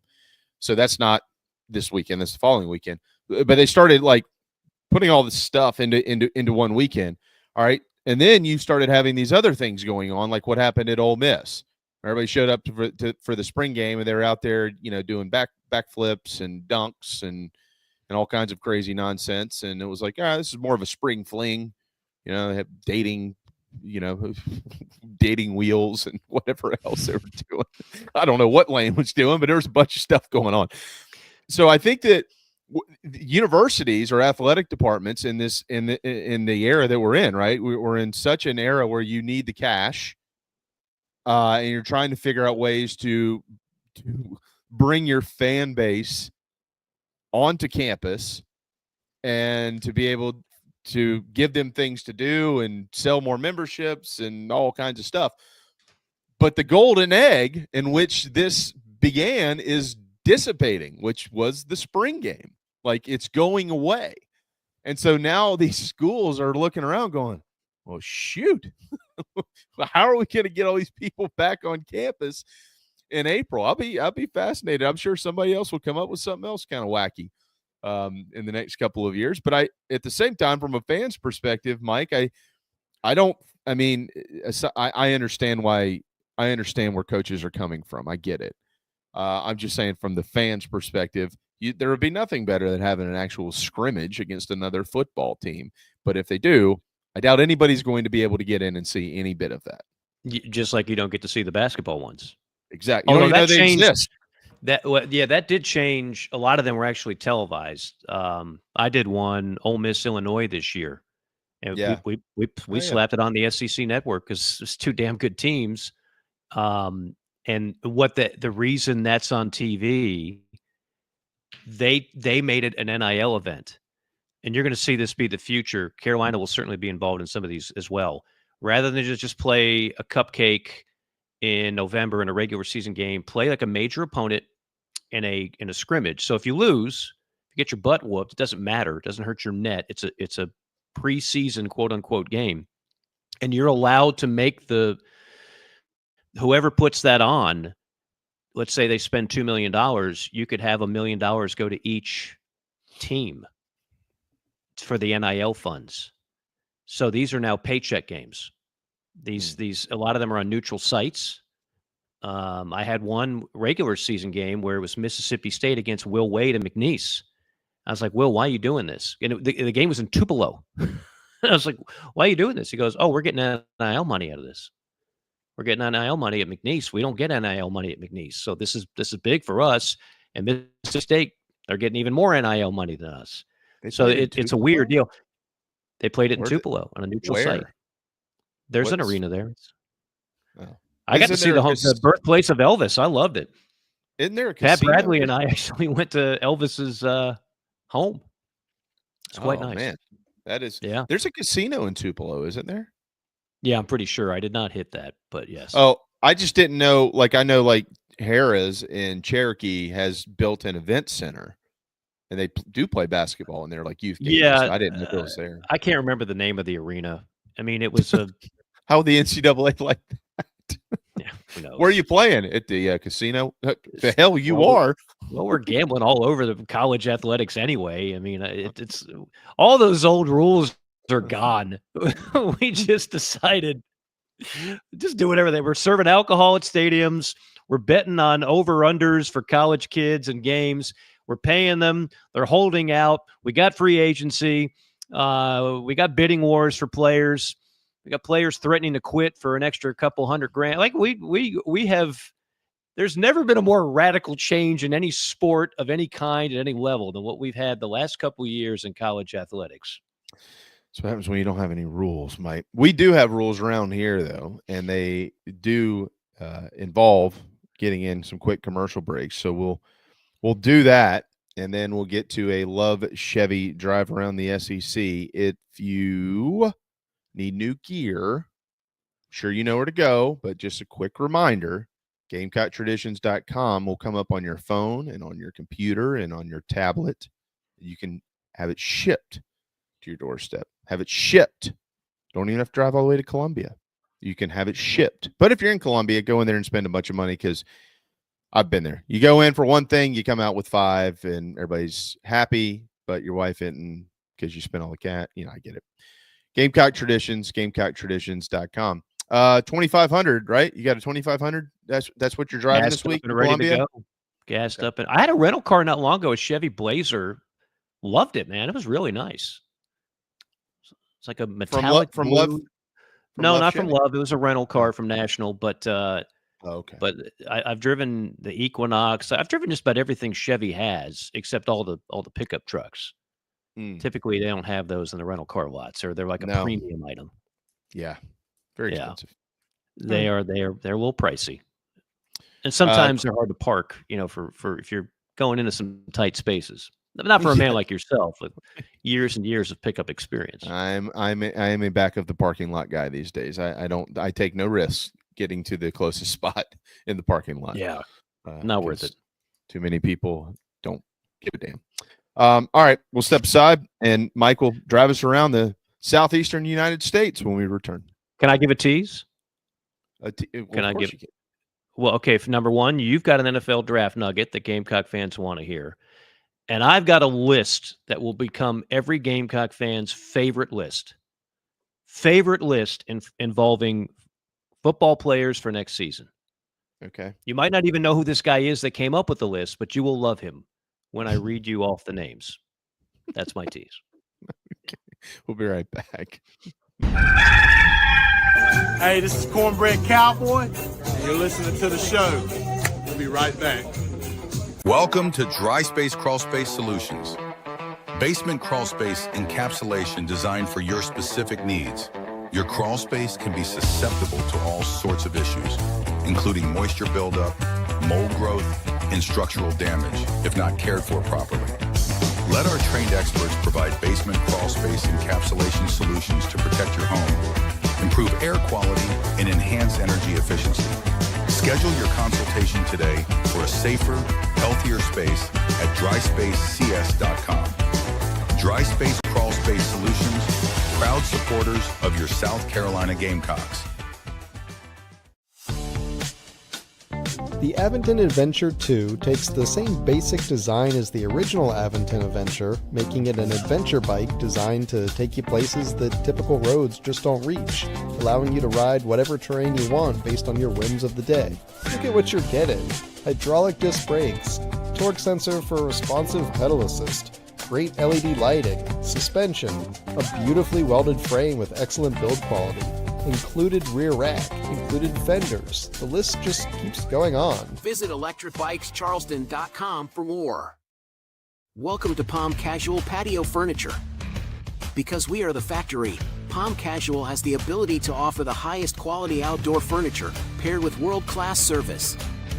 Since 1979, our factory showrooms have done our best to make the buying process as easy as possible for our customers.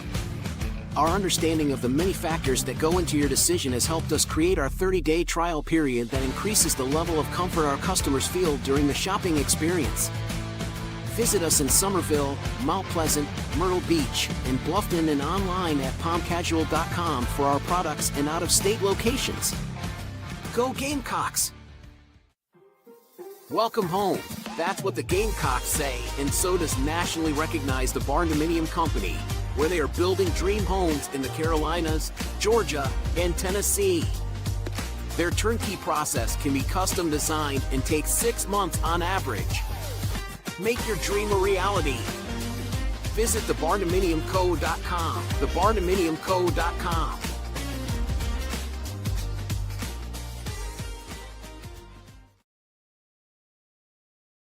It's now time to take a drive around the SEC.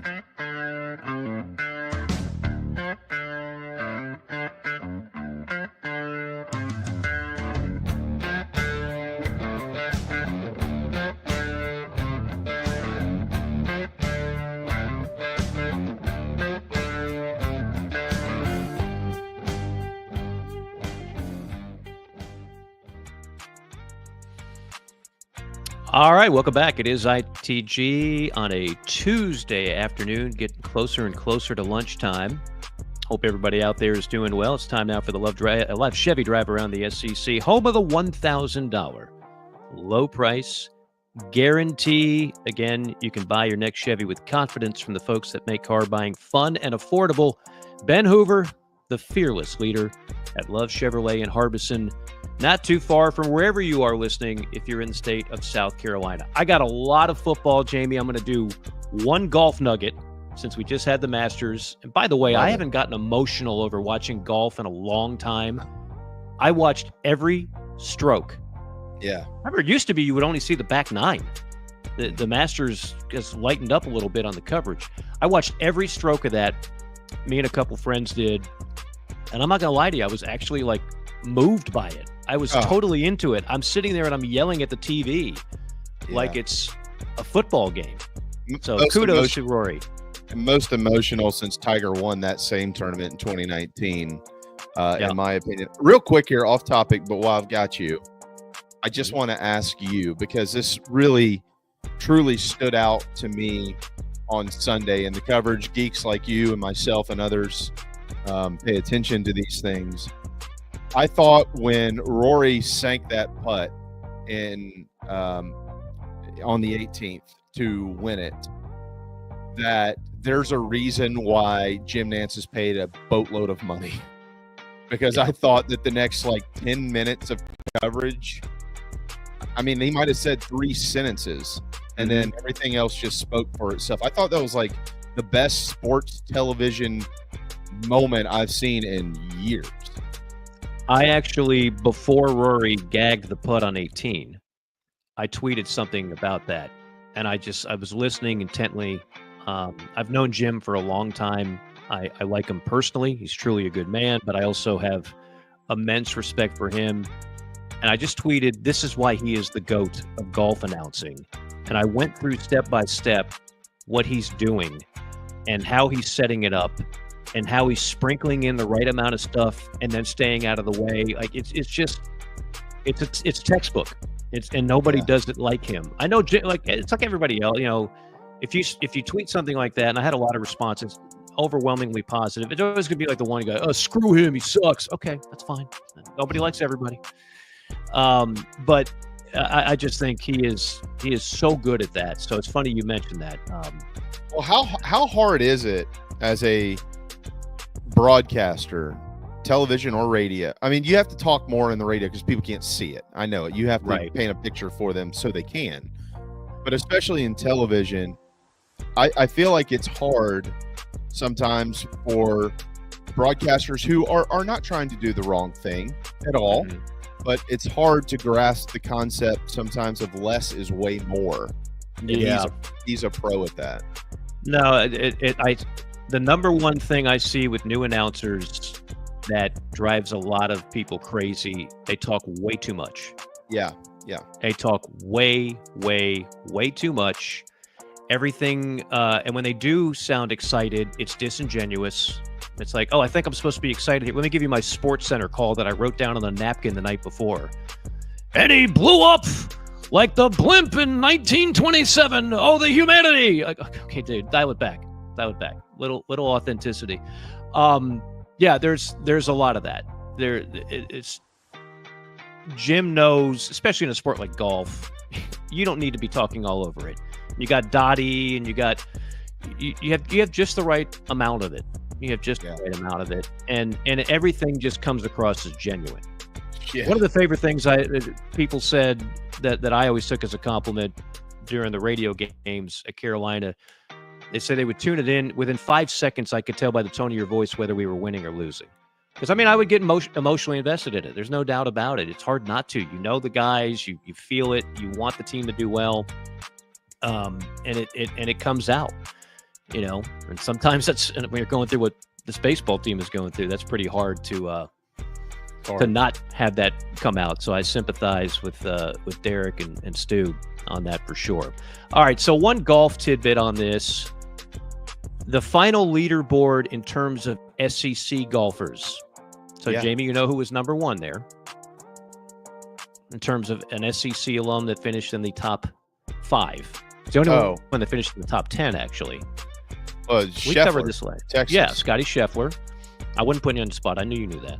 Yeah. Scheffler finished I thought you were talking about the SEC like women's golf tournament. I was like, I don't know. Actually, I need to probably look. Because I know they teed off yesterday. Jamie, how long have you known me? Well, am I going to bring women's golf to the Chevy driver? We love the women's golf team. Love them. But that's probably not going to admit the A block. Right? Yeah. Okay. Scotty Scheffler finished under par. Like, oh, son of a. He gets $1.008 million for his efforts for finishing fourth. Georgia sprinkled in 6 golfers. English, Watson, Thompson, Kirk, Henley, and Straka. Oh, yeah. Okay. That was the most. Texas had 3. Bama had 3. Arkansas had 1. Florida had 2. LSU with Sam Burns had 1. What's the last time a Gamecock golfer got in this thing? Well, I don't think I've got an answer to that. I can tell you the last time a Gamecock fan, that'd be Dustin Johnson, but he played at Coastal. So I know that doesn't really. No. I mean, South Carolina is a golf crazy state. It is. It's shouldn't the this ladies. be a program in the top 25? Oh, you're gonna put that at the feet of Coach Tanner now too? In addition to this goes before Ray Tanner. This goes before he was ever the AD. Am I right? Fired Donati. This guy's a trainer. I'm asking it's not me criticizing anything. I seriously don't know because I don't. People love golf, and per capita, is there a more golf crazed state than South Carolina? Per capita. Per capita. I mean, you could probably even argue Florida is per capita because that's 24 million people. That's 24 million people. About 23 million of them play golf. but most of them don't play it well. Anyway, I just thought that was interesting, and I was just thinking about that, like going back to when I first arrived in the late 90s. Like, there just hasn't been a lot of young men. The biggest connection was Hootie Johnson, who was the president of Augusta. President of the Masters. All right, moving right along from that question. Okay, I teased this. Who wants an uplifting poll? Are you familiar, Jamie, with Blake Brockermeyer? Is he a walk-on? No, Blake Brockermeyer is now retired. But Blake Brockermeyer was a first-round draft pick offensive lineman out of the University of Texas. He played tackle for the Bears, the Broncos, and yes, the Carolina Panthers. Blake Brockermeyer now, I think he actually does really good work for CBS. And Blake Brockermeyer came out with his list of the top 150 players for college football in 2025. Okay. Now, everybody knows, well, I think everybody would assume.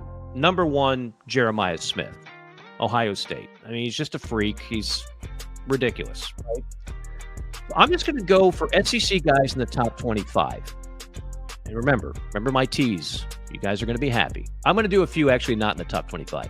Diego Pavia, 114. Taylon Green, 74. DJ Lagway, 57. 57. Arch Manning, 45. What does he say about Arch Manning? The former number 1 recruit and the most famous player in college football has tons of upside but limited tape. Just 107 pass attempts in 2024. Can hit every part of the field and throw on the move. Athletic enough to evade pressure even if Sark won't scheme quarterback runs. Huge week 1 test versus Ohio State will set the tone. Okay. So now the guys that did make the top 25. 24, Caden Proctor, tackle, Bama. 22, Colin Simmons, edge, Texas. 18, Kristen Miller, defensive tackle, Georgia. 17, Keldrick Falk, edge, Auburn. 16, John Mateer, quarterback, Oklahoma. If ever there was a coach's security linked to a quarterback, as it often is, Venables and Mateer, he needs Mateer to be a dude. Otherwise, he's going to be on the breadline. Anthony Hill, 13, linebacker, Texas. Number 12, Suntarine Perkins, edge, Ole Miss. Number 10, Ryan Williams, Alabama. Here's where it gets fun.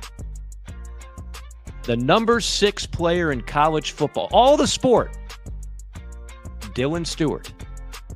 Prototype NFL edge rusher with elite twitch and versatility, recorded 34 hurries, 6.5 tacks, 9.5 tackles for loss as a freshman. At 6'6", draws comparisons to Clowney. Top 5 pick potential in 2027, but We've got 2 years of him first. That's number 6. It gets better. Number 4, Garrett Nussmeier. Gunslinger, strong arm, threw for 3,700, 26 touchdowns, can hit tight windows, deep crossers with ease, expecting another leap in 2025, potential top 2 NFL draft pick in 2026. You and I agree with that, right? I would agree with that. Okay. Take a guess who he has at number 3 in all of college football. Lenore Sellers. Boom! Boom! This guy has no ties to Columbia, to South Carolina. He's not related to Lenore Sellers. This is just an objective person, knows the game. He says, and I quote, a dark horse Heisman pick after a strong first year as a starter, still developing as a passer, but has the athleticism that puts him on the short list of best dual-threat quarterbacks of the last decade. Threw for 2,200 yards and 17 touchdowns, 7 picks, with 655 rushing yards and 7 touchdowns. Big-time upside heading into 2025. How you like them apples? High expectations. No pressure. Sure. He's probably the one guy who can handle him, though. So, Gamecock fans, send your fan mail to Blake Brockermeyer. Now, this might not be the most popular thing. Guess who's number 2? I mentioned Kate Jeremiah Klubnik. Smith's number Kate 1. Klubnik. Kate Klubnik. Yeah. Formerly maligned top recruit, performed at a high level in 2024, but flew under the radar, protected the football better, and was boosted by improved skill play. Completed 64%, 3,300 yards, 33 touchdowns, 5 picks, plus 450 rushing and 7 scores. He thrives under pressure and should be in the thick of the Heisman and CFP race. So he has 2 of the top 3 players in the country, quarterbacks in the Palmetto State. I don't think that's ever happened on anybody's list. Well, no, not that I can. No, certainly not. And I'll pair what you just said with ESPN. Literally today, best pass rushers in college football. Number 1, they have Dylan Stewart. Number 2, TJ Parker from Clemson. How about that? So what I'm getting at here is, for the first time in his long time, not only is this a rivalry again, because the Gamecocks have won 2 of the last 3, but because of the talent, it could be a very high-profile rivalry in college football, which generally is a little bit further down the pecking order. Yeah, you're right. It gets buried on a busy Saturday of rivalry games. Yeah, unless you've got 2 teams in the top 10. And right. Some people think that could happen. And 2 elite quarterbacks. And 2 elite quarterbacks, which is the signature. I mean, I've said this before, with the exception of like Jadeveon Clowney. Has there ever been a more highly anticipated player going into a South Carolina football season? So you're talking about since Clowney? Yeah. Or really all time, for that matter. I would say Marcus after his freshman year. Marcus, certainly. But there's just something different about a quarterback hype than a running back hype.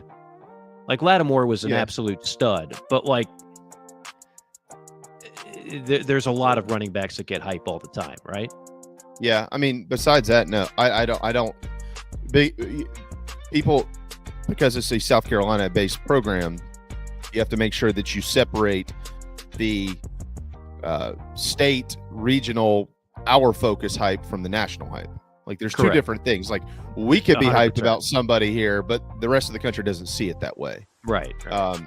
But you're talking about from that standpoint. So Clowney, I mean, I would put Marcus up there because going into his sophomore year, he was on Heisman lists. So that's true. I would put him up there, Clowney, and then since then nobody. And prior to that,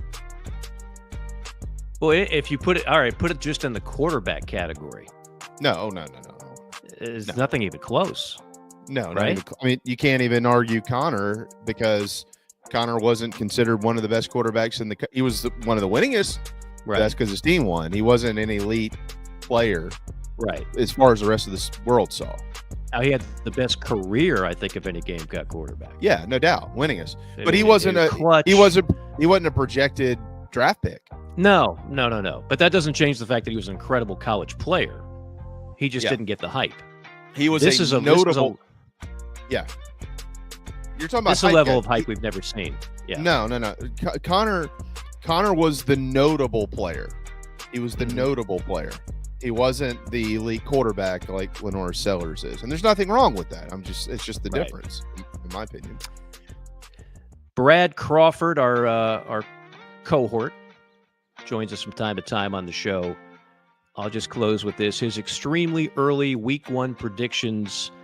There's 8 premier games that kind of stand out, right? 6 of them involve SEC teams. One of them is on a Friday night, Auburn and Baylor in Waco. Yeah. Interesting matchup. He's got Auburn 31-24.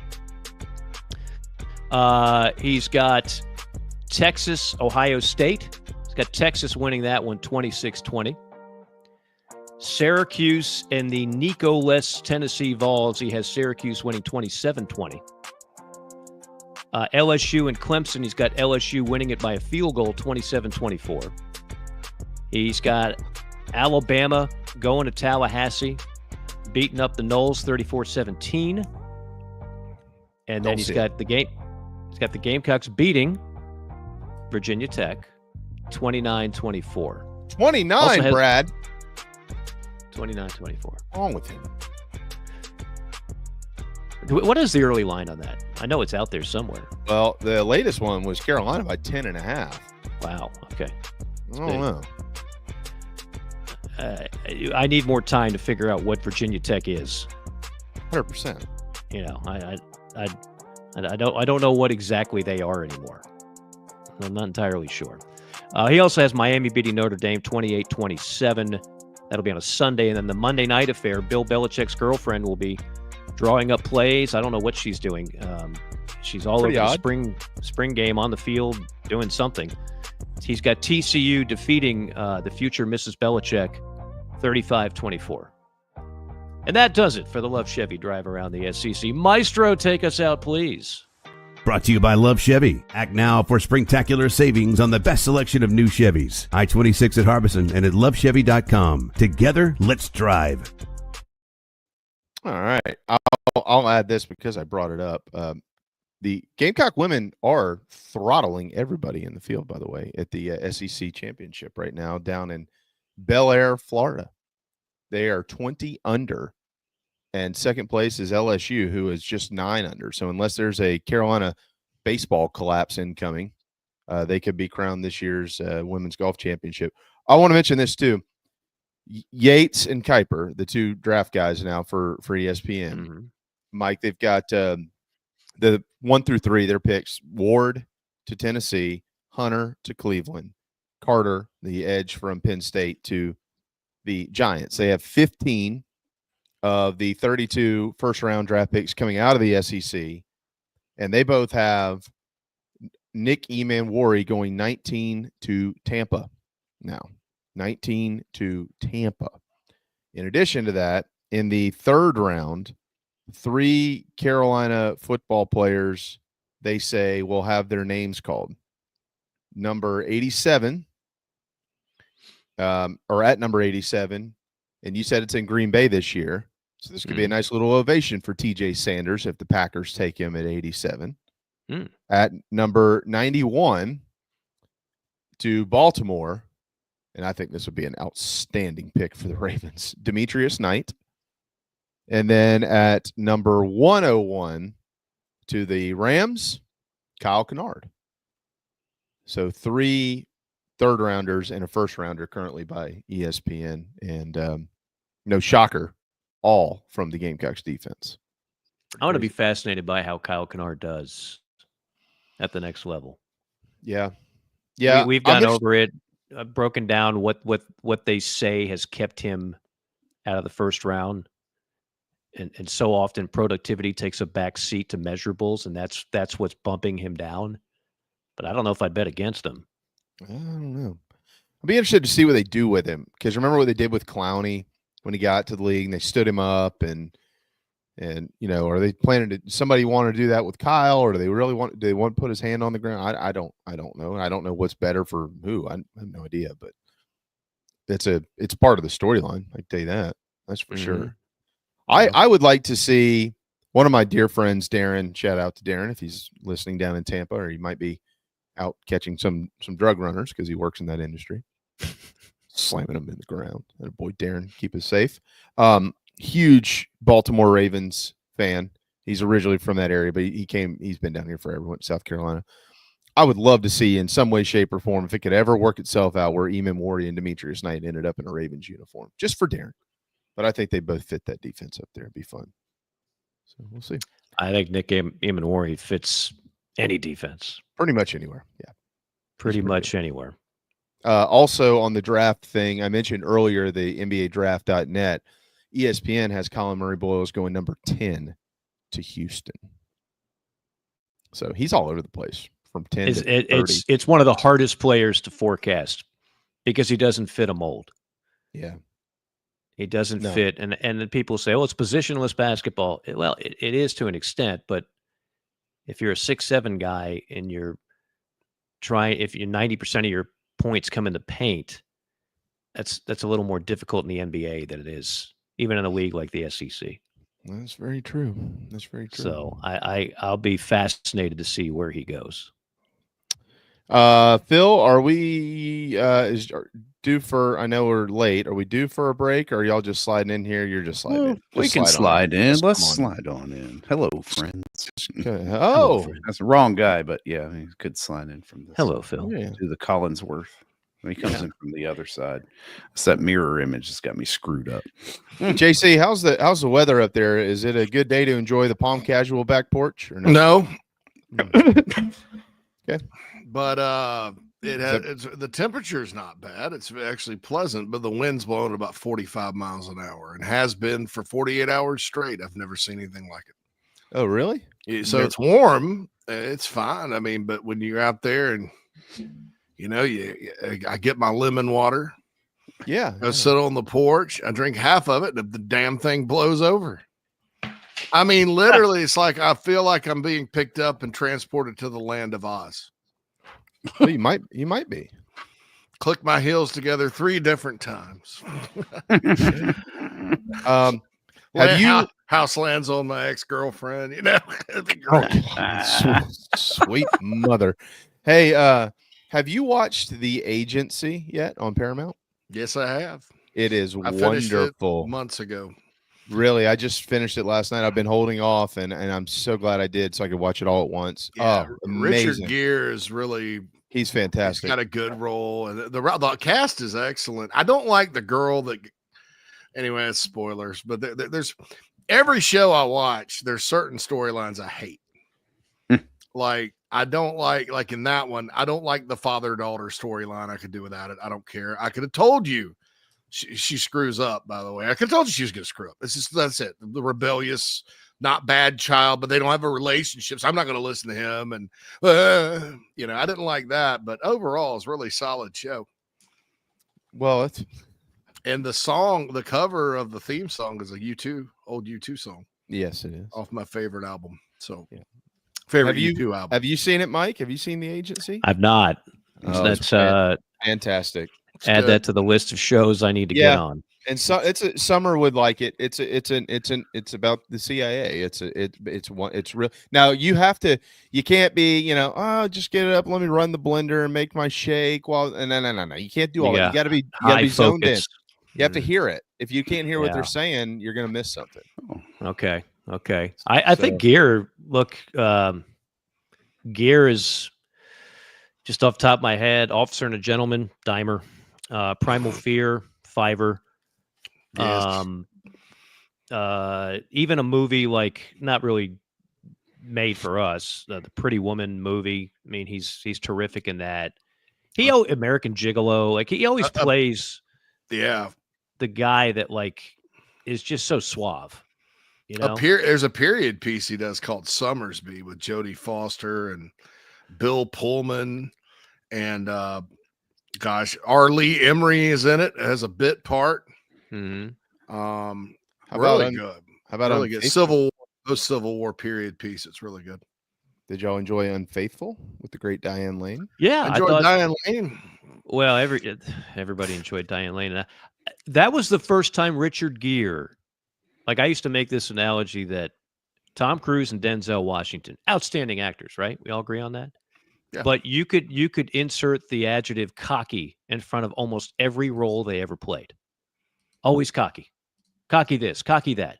Tom Cruise, cocky airline pilot, cocky attorney, cocky race car driver, cocky everything. But he's good at it. He's really good at it. He's just cocky. So is Denzel, for that matter. Cocky we have almost every Matt. role. Speaking Just of keep cocky, growing friends. yeah, Goodness.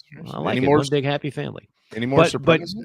Gear in Unfaithful was not cocky. He plays the guy who is actually his lady chose another guy. Yeah. So he's very vulnerable. So I thought that was one of Gear's best roles. Well, he took care of that problem. I like my Well, mom. yes, he did. It's pretty My mom cocky when always he killed him. Thought like Richard Gere and Tom Selleck were her two. They thought were hot. My aunts loved Richard Gere.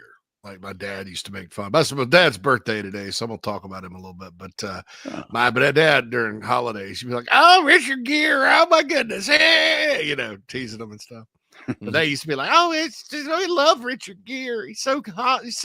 That is a good looking man. Oh, he's had gray hair since 1985 too. Yeah. Well, he's Redefines the silver fox. Women love it. It's like my guy Jay Brown. Jay Brown started getting gray hair when we were in college, and he's got the grayest hair of any 39-year-old I know. But he is a good-looking fella. Hat tip to the great man. Jay Brown. I mean, Feels like everybody shut up. That's, you know, He's like, just shut up. it's a good thing I'm not a jealous person or anything. Yeah. It's like, yeah, okay. Hair, that's cool. Well, I'll tell you Yeah. one thing. I'd rather have gray hair than receding hairline. That's my issue right now. I've got one. I got both. So I don't even never care. seen Yeah, right. I've got both, right? I saw Yeah. Jamie How's that Bradford without a work? hat one day, and it blew my mind. I didn't even recognize him. I was like, I know. You could have as I was once called by a little bit of a more older, mature lady at the Windjammer one night, a very young Billy Joel. I said, I can see it. I can see that. Well, I've gotten You're the piano man, Jamie Bradford. Yeah, I've gotten the Jeremy Piven stuff a lot over the years, but the young Billy Joel, I was questioning her intentions at that point in time, and I was right. I think there's a little Dave Matthews there too, in my opinion. Yeah, Like older Dave, not younger Dave. Yeah. Older Dave. Yeah. older than I just don't. I'll be a Dave in June in Charleston. Your way, Jamie. Golly, man, you might as well move here. Weren't you just here last week? We're talking about going to that Riverside show as well, Saturday and Sunday. Yeah. Well, that's Jamie, when you you got a were. guest bedroom? Yeah, I do. I got a couple of them. We're up on Airbnb. Look us up, Matt. We're up on Airbnb. Just kidding. I'll get that ITG discount. Yeah. That's right. So Matt was a celebrity last week. Oh, yeah, that was pretty cool. But going 5 wide right now, it looks like we have a pretty good basketball starting 5. We got Jamie and Mike at the guard. I can play wing, throw JC down low, and Phil can be down low as well. It looks like Let's a good do it. squad. Let's I run can it, hold man. my own in the post. Yeah, man. If we can play on like an 8-foot goal, I can dunk. I'll show you. We don't need you to dunk. Just play fundamental. Just play fundamentally sound ball, Jamie. You can do that. Just stay within yourself, JB. You don't Beat have to. Talon We Cooper. don't need anything extra. Let Talon it rain. 2.0. Solid screens. What movie was Like that? chocolate. Along Came Polly. Was that Along Came Polly? Yes. Let it One of the rain. funniest scenes. One of the funniest scenes. That guy was such a good actor. Speaking of which, Philip Seymour Hoffman. Philip Seymour Seymour Oh, Hoffman man. was just incredible in everything he was in. Yeah. His character in Charlie Wilson's War reflected my management style in the mid 2000s at Rivals and 24/7.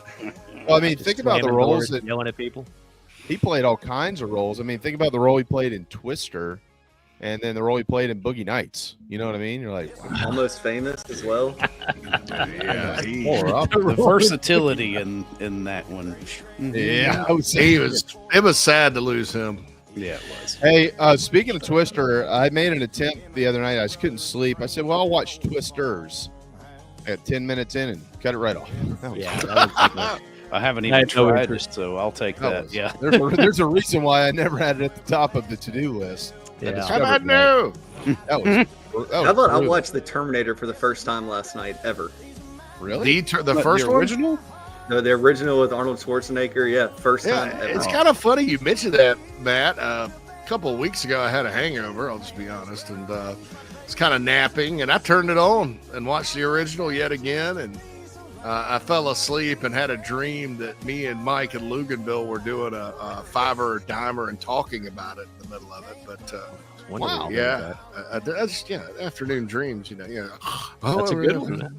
That's solid. But the point in my dream, I said, well, I think I just passed over fiver because I just watched it again. So it's kind of deja vu telling that story. That's weird. Oh well. By the way, Bill King will be on JC Morgan tomorrow. He's over there in the heart of Nico country. Some of his thoughts. I'm going to enjoy that conversation. And I got to talk. And then I talked to Bill on Thursday on his show. So yeah, JC, I just want to ask you a question. Yeah, Bill King, JC, and Morgan tomorrow. That's going to be a lot of fun. Lined up a home and home for this week. Nice. What are you guys getting into today? A little reflection on the Colin Murray Boyles decision, and little talk about the portal now in men's basketball, because my opinion or my feeling on this is permanent. He's going, and that's it's not because you can declare and then not get drafted, but I believe this is it. So they've got to obviously can't count on him coming back. So they got some more work to do in the portal. We'll talk about the point guard position, which could be interesting. Going to talk about how it's best, and this is on coffee, my topic for coffee day, how it's best for Carolina football. If this is a very quiet, smooth sailing transfer portal period, there probably won't be a lot of additions. Hopefully no surprising subtractions. I haven't heard anything to indicate that, and just talked to a contact just now that said, don't expect anything, but you just never know. That this whole thing's got me a little uneasy with just the narrative being pushed out there that this is like the gold rush from back in the day. I mean, literally, it made me sick. There was a agent that was quoted that said, well, some of my guys were a little hesitant to get in the portal. Now, money's gone up. And I'm like, well, why is it your agent's job to recruit you off of a roster and send you somewhere else? When did these people insert themselves into that process? I don't get it at all. But, I mean, because that to me is not your agent getting you a better deal. Like, hey, go get me a better deal. Okay, I'm your agent. That's fine. That to me is coercion. You're coercing college kids to jump off of one roster and into another in the interest of financial gain. And that's not what it's supposed to be about. I mean, because there's all kinds of reasons why kids stay at colleges. So we're going to talk a little about that. Okay. We're going to probably talk with Matt mostly the first hour. Good. He's about here. Colin Murray Boyles since we got him. And just get his take on it. Well, we've been meaning to do this. We're supposed to do it.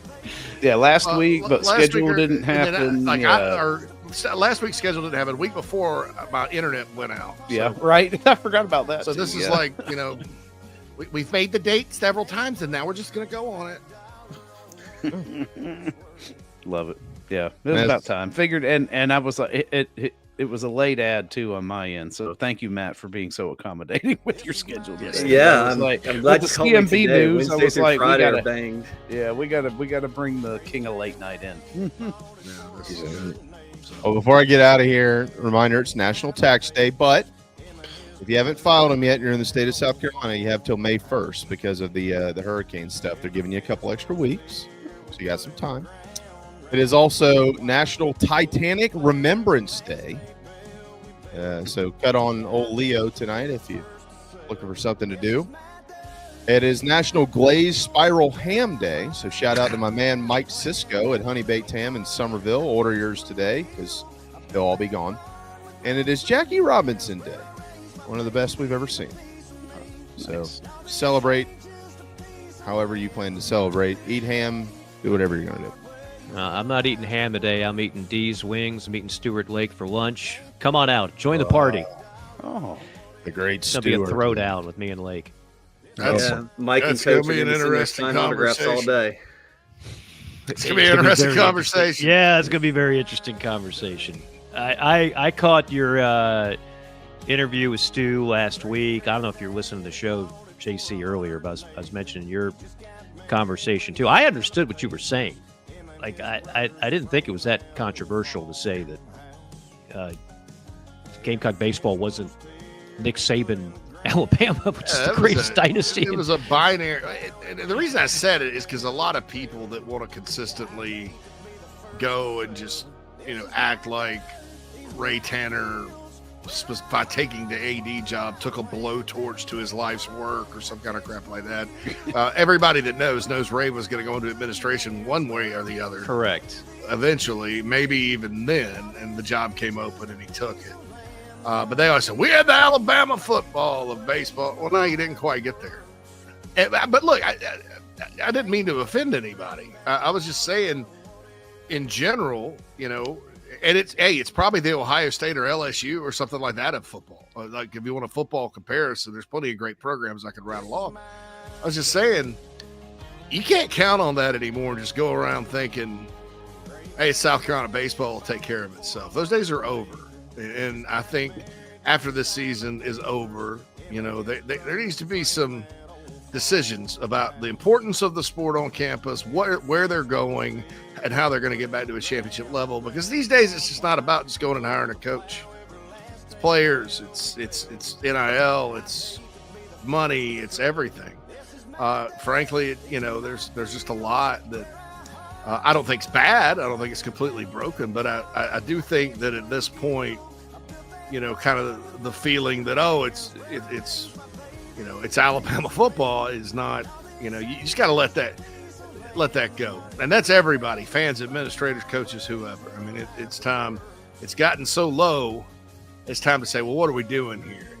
Because if you keep if you keep just going on and living off of 13 years ago, it's going to get worse, and then it's going to be much, much harder to fix it. Well, I think to your point, you could have had a legitimate Alabama football comparison had they maybe won 2 of the 3 they were at from 2002 to 2004. That would have created. Oh yeah, that would have created 4 or 5 national championships in a 10, 12-year span, and you're having a different conversation. But yeah. I love Carolina baseball. I wasn't trying to downplay the program's accomplishments, folks. I mean, I thought that was pretty obvious. But the other thing is, I know.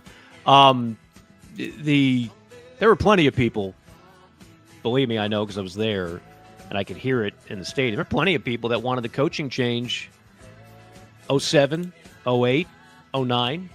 You had an AD that did anything but back Ray Tanner and Eric Hyman. There's a lot of stuff going on before those 2 national championships came down the pike. Yeah. So it wasn't all just a love fest for that 13-year span. There were some valleys, but sure. Look, yeah.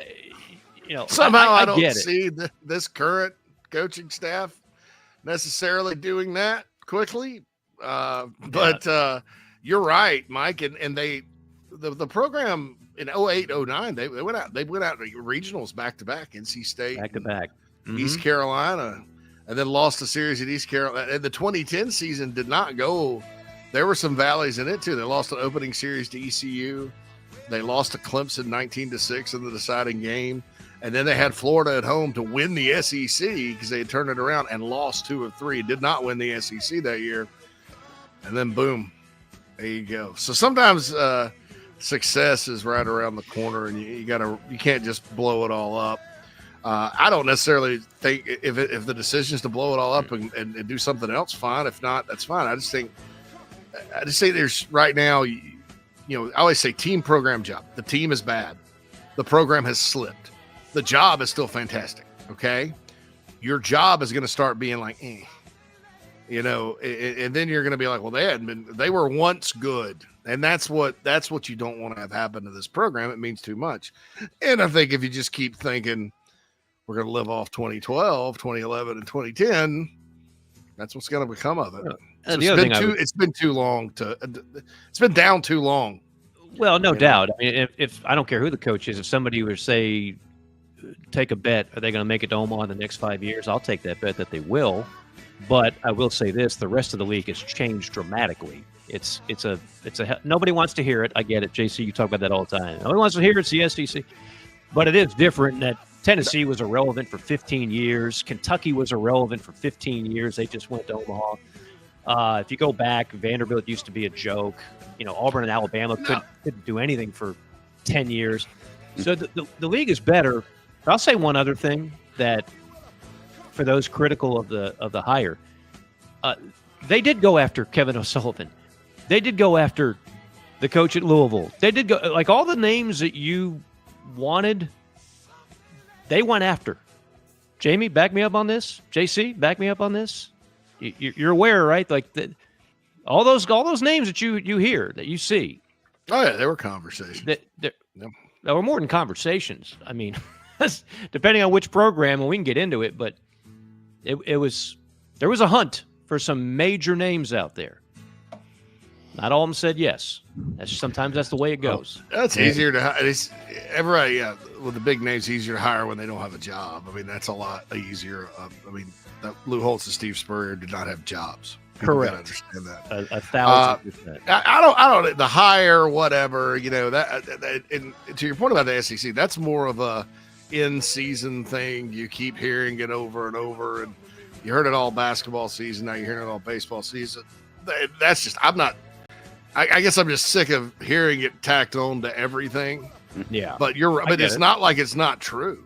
I mean, it's absolutely factual. Well, two things can be true at the same time, right? The SEC's gotten a hell of a lot better, and Carolina needs to be a more regular participant in Omaha. I think we can all agree on both those things. Yeah, right? Absolutely. 100%. Cool. And you? Well, I mean, I've talked to Whittle about this before on my show, and I said, Whittle, what do you think the average Gamecock fan's expectation is over a 10-year span at South Carolina? And he said, Omaha 8 out of 10 years. And then I said, John, what's realistic? And he said, Omaha 2 out of every 10 years. Okay. You know what? I think this fan base right now would take that in a heartbeat. I'd take a regional. This year. This year.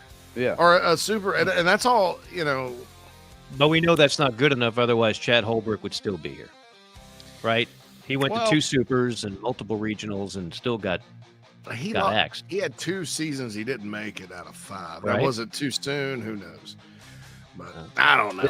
It was too soon. I'll tell you that. But that's my opinion. Well, obviously, things have slipped quite a bit. When you look back on that has nothing to do with my relationship with him. I just know what the team was coming back, and I know. Yeah, hindsight's 50-50. Kingston was also 20-17 at this point in his first year, and had just lost to Presbyterian at home. And Kingston, they start turning it around, and that team goes to the Supers and was 1 win out at Arkansas away from going to Omaha. Yeah. So everybody's like, what people didn't realize at the time is there were like 6 major leaguers on the roster, and they were like a bunch of really, really good baseball players. So who knows? But yeah, that team Holbrook had coming back was pretty good. So we'll see. And they went to a super in year 1 under King, right? Yeah. Yeah, that's what I'm talking about. He inherited a really good team from Holbrook. He did. If we'd had the portal, then he may not have. But and they started really slow, really bad. It was like they were right around 500. I remember they were 20-17, and Presbyterian beat them midweek. And then they got hot and got in a regional. They got sent to East Carolina, so they swept through that. Went out to Arkansas, lost game 1, won game 2, and then lost game 3. And I think that's the year Arkansas kind of blew it in the finals. That Arkansas team was really good. That was supposed to be their year. I think the Arkansas, when they blew it, was 2021, I think. They've blown it many times, Jamie. Yeah, but not like that. Not one step away from winning it. I do think Arkansas got at least close. I don't remember exactly what it was. But yeah, Arkansas, they have not won a national title in baseball. Best team in the SEC to have not won a national championship. Unbelievable. And I would say Dave Van Horn is as good as any coach in the country. Oh, 100%. But he doesn't have a title to show for. He might this year. They are freaking good. Another thing I hate hearing is that's baseball, right? But it's true. I think baseball. your answer to Van Horn's lack of a title is that's baseball, because it is. Hey, the legendary coach Mike Martin at Florida State never got a title. Never won one.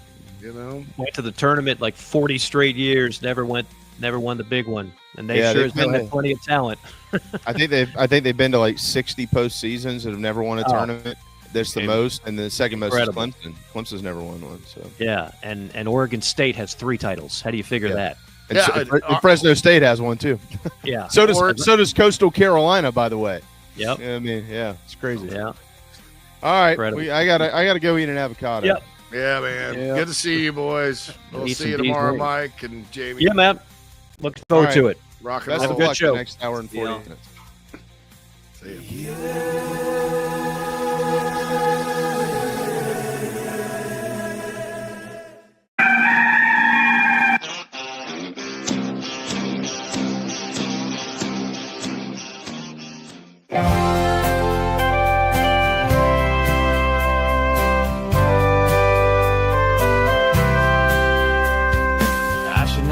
Screamed in terror that fine day. Saw that purple wig and did not know what to say. It left me sort of startled and confused. Red lips and white makeup and those big old red shoes. But my daddy tore a knot in me for being so damn rude. He said, son, don't you know that clowns are people too? Clowns are people too. Big red shoes. Don't be rude. If you weren't a bit lucky, then this could easily be you. I met your mom when she was up on that old trapeze. What can I say but hey, I had a thing for circus freaks.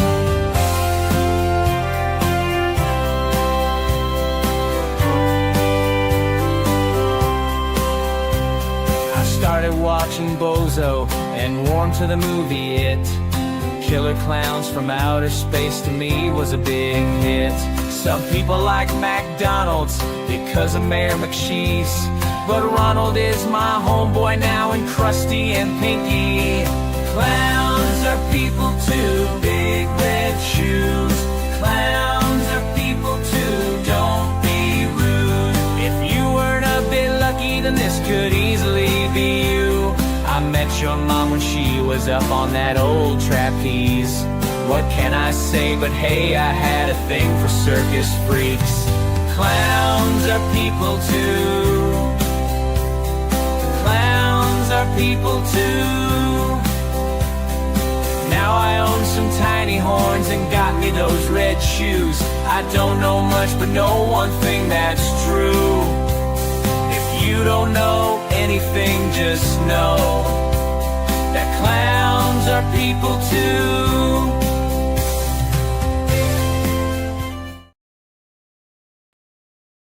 Welcome to Inside the Gamecocks, the show, part of the Chief Sports Network.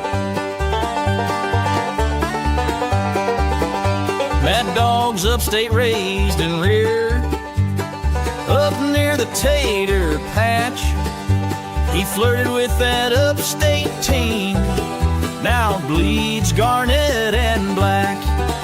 It's been almost 2 decades since JC started Big Spur. He may live outside of Chicago, but he's all Spartanburg. It's the show, the Gamecock Show. ITG, Phil and JC, it's the show.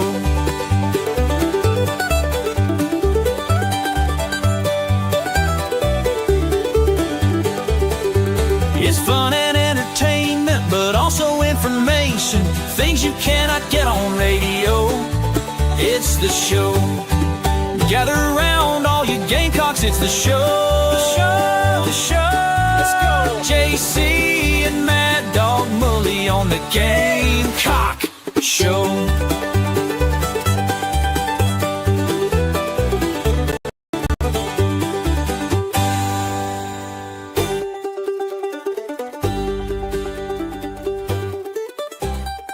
Welcome in, everybody. It is Inside the Gamecocks, the show. Firing off here on a Tuesday. Phil, JC, and we are joined by none other than the king of all things ITG late night, Matt Anderson. Matt, good morning. How's it going, man? Afternoon, rather. We've passed over. Yeah, we passed over. Everything's good my way. Looking forward to being on the show with y'all today. Glad I was able to squeeze it in, and obviously some big news out of the men's basketball program today. Perfect timing, Matt. Yep. Colin Murray Boyles head to the NBA draft. Some people, I guess it's kind of funny to me. The guy that broke the news from ESPN is the one that's been the highest on CMB's draft. He thinks he's going to be a top 10 pick, but it seems to me like maybe it was just too, I don't know. Maybe too much to pass up. Seems like strike while the iron's hot kind of thing. Well, from what I heard about the situation behind closed doors was that Colin was very amenable to coming back to the University of South Carolina for at least one more year. From what I've gathered, it didn't seem like it was a situation where his stock would necessarily drop by going back to school. And that was something that he heavily considered. I do know that he has some people in his corner who are good people that have some knowledge of how this process works, what the legal ramifications of, going ahead early and contracts and negotiations and all of that, what that means for him in his future long-term. And also it's just, a bird in the hand is worth two in the bush. And at this point, it looks like he will be a first-round pick. I've seen him as high as number 7 or number 8. I've seen him as low as 28, 29.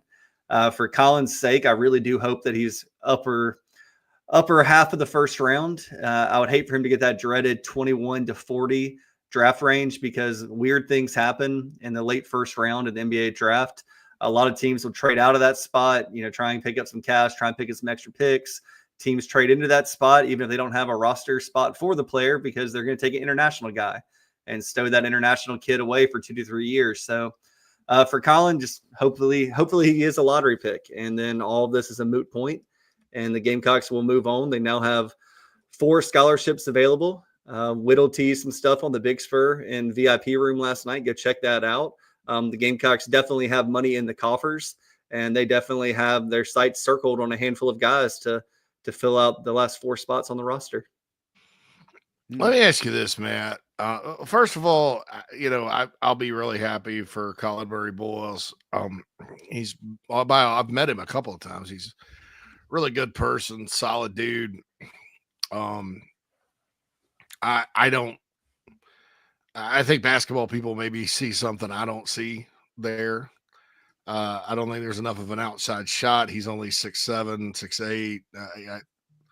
What is he going to play in the NBA would be my question. But there are a lot of guys that have people have kind of looked at it like that and have ended up being worth every penny, top 10 picks, whatever. So we'll let all the NBA folks decide that out. I don't necessarily, I'm with you. I don't think the stock would have really changed much either way coming back to South Carolina, unless he came back and, shot a bunch of, developed that outside shot, that kind of thing. But, when you look at the roster, there's a lot of guys that are shooters that they've picked up and that are coming back. So, maybe that, who knows? But I do think it's good if he does get drafted. That'll be Gigi Jackson a couple of years ago, and now 2 Columbia kids that came to South Carolina, they get drafted. That's always good. And I will go to the Nana's Porch chat box. Bruin says not having to pay CMB should give us a nice lump to go get some guys. That was actually, if he would have come back, it was kind of in its own bucket, just with the front loading stuff that people are doing. So it's not like you were going to pay him X and then now you have X to go spend. Honestly, JC, and correct me if I'm wrong, but my understanding with that is that Colin was taken care of regardless, and getting the pieces around Colin was a big priority. And look, there are donors and there are fans of the University of South Carolina men's basketball program that for a proven commodity like Colin Murray Boyles, a kid they've seen play for 2 years, they know they're willing to spend that much money and help, Lamont Paris, potentially get back into the NCAA tournament. But when you're looking at a player of Colin's caliber, there's just not another one in the transfer portal right now. So saying that you can just take that money for Colin and go give it to somebody else, it's not necessarily how it's going to work. But there's still plenty of money, and they're going to have to spend it because they got 4 spots to fill. True, it's a lot higher than the first number we were given. So I'll just say this, Bruin. The reason you don't do it that way is because, in theory, this decision could have lasted until June. Because in basketball, you can go through the whole process and then just and then come back at any point. It's not a hard deadline like there's in football. The deadline's way after the draft. Right before the early entry deadline is mid-May, and then the withdrawal is, I want to say, like June 11th or June 12th, and then the draft is late June. But you'll have the NBA finals to be over, but the draft will be shortly after that. So this could have dragged out for a long time. I think that this, in some ways, helps South Carolina. They now know exactly what they're going to have on the roster, go backfill.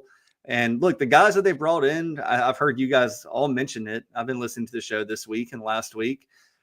These are all Lamont Paris kind of guys. Does that mean that they are NBA prospects? I don't know if any of them are, but are they going to fit into a college basketball role and what Lamont has envisioned and the way his offense works? Absolutely.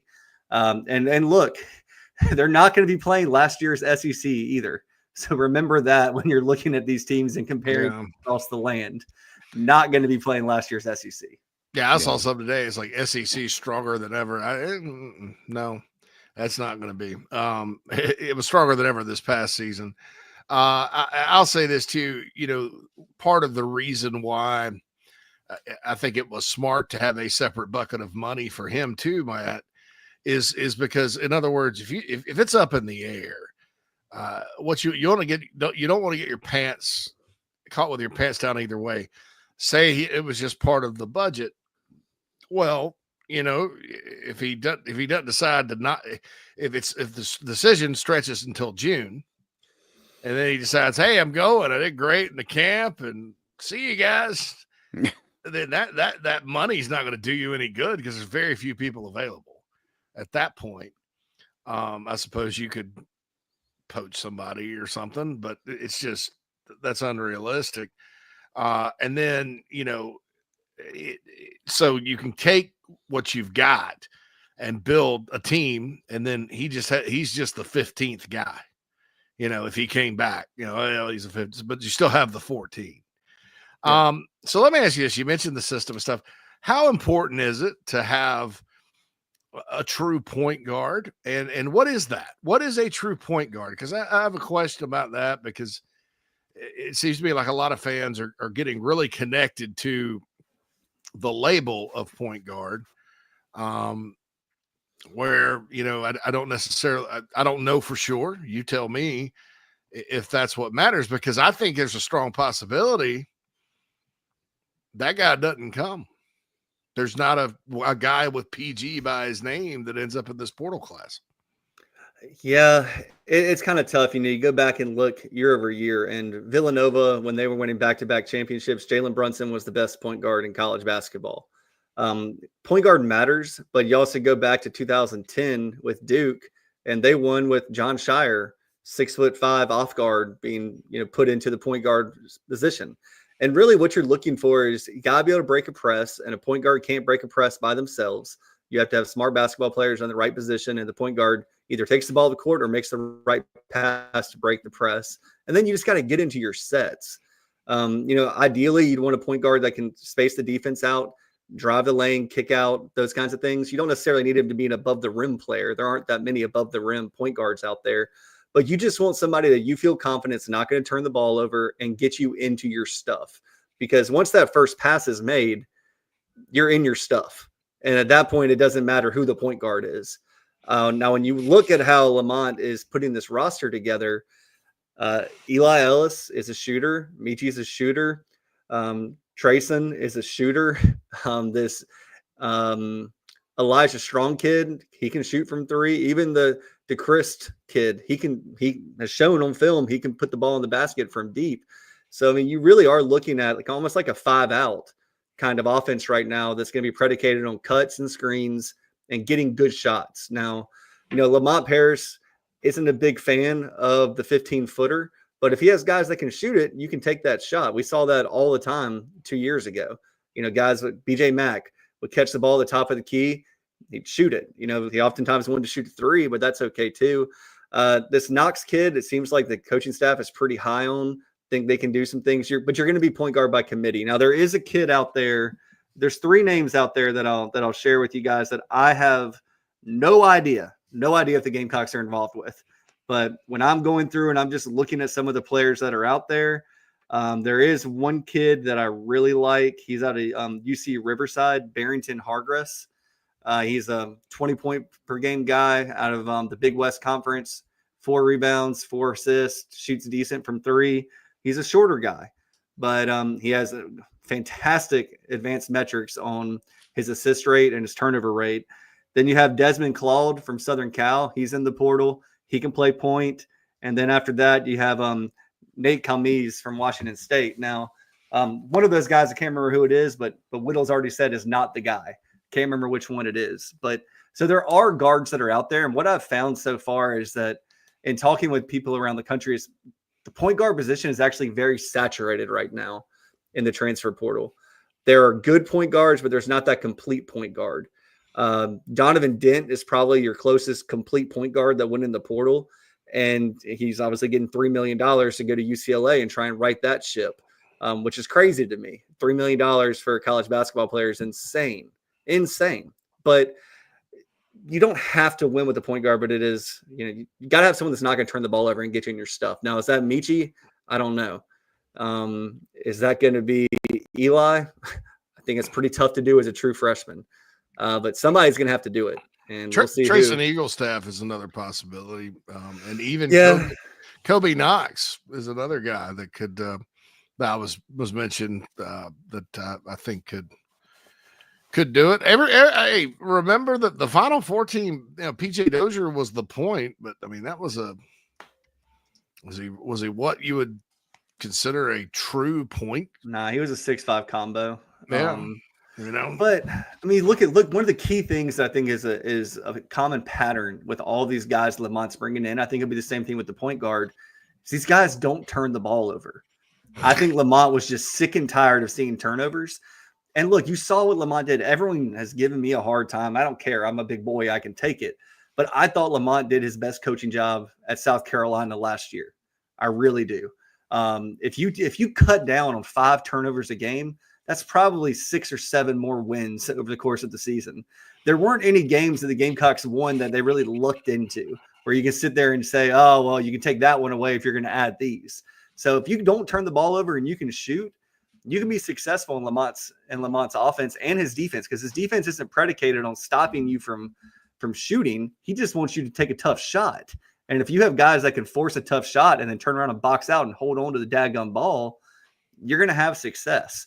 Wisconsin has never gotten by with a pure point guard, ever. When Lamont was there, Chattanooga didn't have a pure point guard. I want a pure point guard. That's me. But you know what? Lamont Paris is getting paid a lot of money to make these decisions, and he's been successful at every stop he's had. Don't forget, SEC Coach of the Year 2 seasons ago. I think people are remembering Talon Cooper, and frankly, they missed that dude bad. Leadership, all that, and I think that when the team this season played within itself and ran Lamont's offense, his offense is interesting because it's not. And I've said this a couple of times, and I was told this by Jerry Meyer, son of the great Don Meyer. I used to work with him at Rivals and 24/7. He knows basketball, boy. But we were talking one day about Bob Knight, and I mentioned this. I'm repeating myself, but just in case we have some new listeners, and I don't think Matt's heard it. I was like, well, what makes Bobby Knight a good coach as far as, not necessarily the yelling and screaming and the discipline and all that, but tactically, what is he? He created the motion offense. Okay, well, what's a motion offense? I'm a football helmet head. Is that a quarter? You know, you're not playing with a quarterback. I mean, point guard. You know, I didn't know. And he explained to me that some basketball coaches are like football coaches. They have set plays. They'll call 1, 2, 3, 5, 9, you know, whatever. I'll quit watching basketball if they ever like hold up the SpongeBob SquarePants. Oh, if they start doing like the thing, like the football guys do. Yeah. Like, don't do it. Don't do it. But and I believe, if I'm not mistaken, that's how Frank Martin ran things. You know, he would he did. play. And it was great because Frank understood spacing and space, and he would get guys open. Really good at that. But they read. It's like offensive coordinator. They read the defense and say, "This is what they're in. Let's run this. This should work." Other basketball coaches have the type of offense that's based on concepts and rules. In other words, they're not calling out 3, 5, what they may have some things they do, you know, like inbounds plays and things like that. But it's based on, and I was told this by a couple of you, it's based on Lamont's offense is based on rules. In other words, if then this or this, and it's predicated on making the right decisions. And if you follow the rules, it works. So when you saw Carolina this year taking Auburn to the wire or Florida to the wire, building a lead against the team was following those rules. Did you notice in those games, you had like a Zach Davis cutting to the basket wide open, boom, layup. And it, you know, so I think it's where South Carolina's at as a program right now, they're a system program, and you got to have guys. We learned the hard way this past year because I think athletically and talent-wise, if you're just talking talent, great athlete, Carolina was a better team athletically, losing 20 games this year than it was the previous year when it won 26. I mean, but that team followed the rules. And then, Matt, I would say this, and I'll ask you this as a basketball guy, you can follow the rules all you want, but if you can't shoot, it's not going to work because you're missing shot. You're doing all that work and following all those rules and then missing shots. Wouldn't you agree? Yeah, and I can give you an example. So, like when I played high school basketball, our coach was a Bob Knight disciple. So we ran a motion offense, and it was predicated on everything. I mean, there might be 18 options off of one pin down screen. If we cut to the left, dribble to the right, and then there's another pin down screen come up. I mean, it was like poetry in motion when it worked. When it didn't work, we looked like a cluster F, if you know what I mean. But to use a football analogy, JC, if you think back to like Colorado this year, Colorado is kind of like the Colorado offense in football is like the motion offense. Like a lot of it's like not scripted. It's just going to run around like pants on fire and Travis Hunter go make a play. Right. But when you think about like the Navy offense, the triple option is what Lamont's is. It's just like Novocaine. It's going to work, to quote, Remember the Titans. But it's because they grind you down. They wear you down. They know where they're supposed to be. And the second you over pursue on a cut or on a passing angle, they're going to beat you back door. And that happens so often. And guess what? That back door might lead to a swing pass to the baseline up to the corner for a 45-3 or 90-degree three-pointer that goes in with 3 seconds left on the shot clock. So it's kind of like a swing veer type of offense is the best way I can explain it. But yeah, it should work. But it's all predicated on putting the ball on the basket. That's the biggest thing. That's all basketball. I mean, same thing with football. You got to get across the goal line, whether it's be a field goal, extra point, or a touchdown. Yeah. You got to score, and that's what hurt the Gamecocks this year. I don't know that we should call it the backdoor offense. Like I was thinking of a name for it. Backdoor is out. My teammates used to hate me because I was like Jackie Moon and whatever Tropical Thunder. Yeah, Tropic. No, it's what is it called? Yeah, the Tropic Thunder's the. I know he played for the Tropics anyway. Yeah, but I remember I would sit at the top of the key. I'd pass it to the point guard. I'd come back like back cut. Oh, semi-pro. And one of my guys was like, I'm so sore from back cutting. I can't back cut anymore. That's crazy. But yeah, my backdoor hurts. So have you done much looking? So obviously, I think we've talked about Trace and Eagle staff. I love that pickup. I almost hate that it happened early because people have forgotten that, obviously with roster spaces open, they want more and more and more. But I didn't expect Carolina to get him. I mean, when he got in the portal, people were like, he's going to have 45 different options and command all this money. And Kentucky and Kansas were right there. And he picked Carolina. So I was like, well, hey, we're cooking with you. I did not expect that. This happened so quickly. But I think that guy can be really, really good. We've talked about him. We've talked about Asandiko, the big guy from Providence. Kobe Knox, to me, okay, fireworks didn't necessarily go off on the bigspur.com in a positive way when he committed. You look at his metrics, and I guess if you dive deeply, they're whatever. I don't really care. A lot of people do. But you also look at who he is, okay, and how he plays and game to game. Like, he went for 15-9 in a conference tournament game, their last game of the year. They had a brutally tough year. Their coach died at South Florida. Yeah. Died. Dead. I couldn't imagine that. And they were supposed to be really good because they won 22 games and were on the wrong side of the bubble, I think, this first year. So they slipped to 13-19. Completely understandable. You're probably not all that, focused. But to grab 9 rebounds and to be a warrior on the glass, and he shoots it well. He's 6'5". To me, if I'm thinking about who he's replacing Zach Davis, basically. Yeah, he's what everyone wants Zach Davis to be. That's what it is. But he's also got like some serious bloodlines.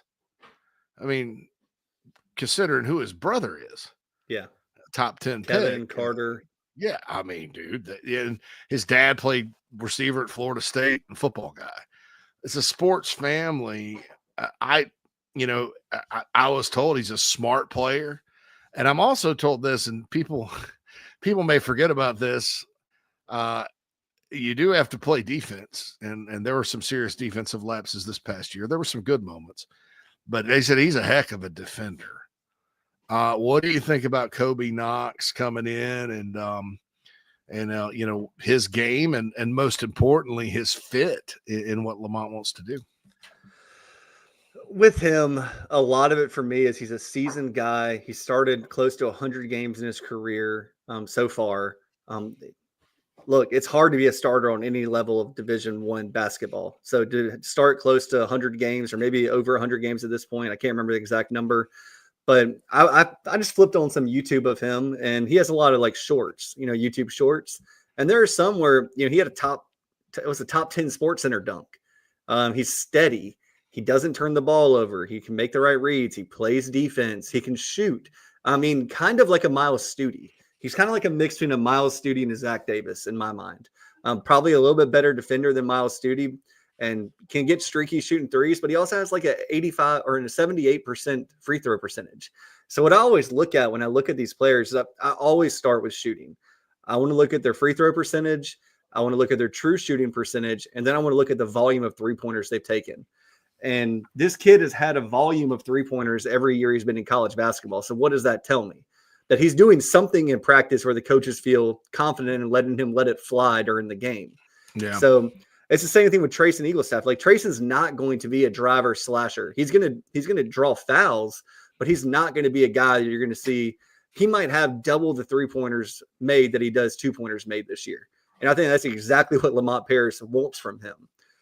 So I mean, I think you got a good mesh of talent with Knox. I think he's kind of like the ultimate glue guy, kind of like the Miles Studi. I think that when you have Eli Ellis coming in, there's going to be fireworks. We already know that Michi's a bucket getter. I mean, the post, I'm a little worried about the post without Colin Murray Boyles, but the numbers are still there.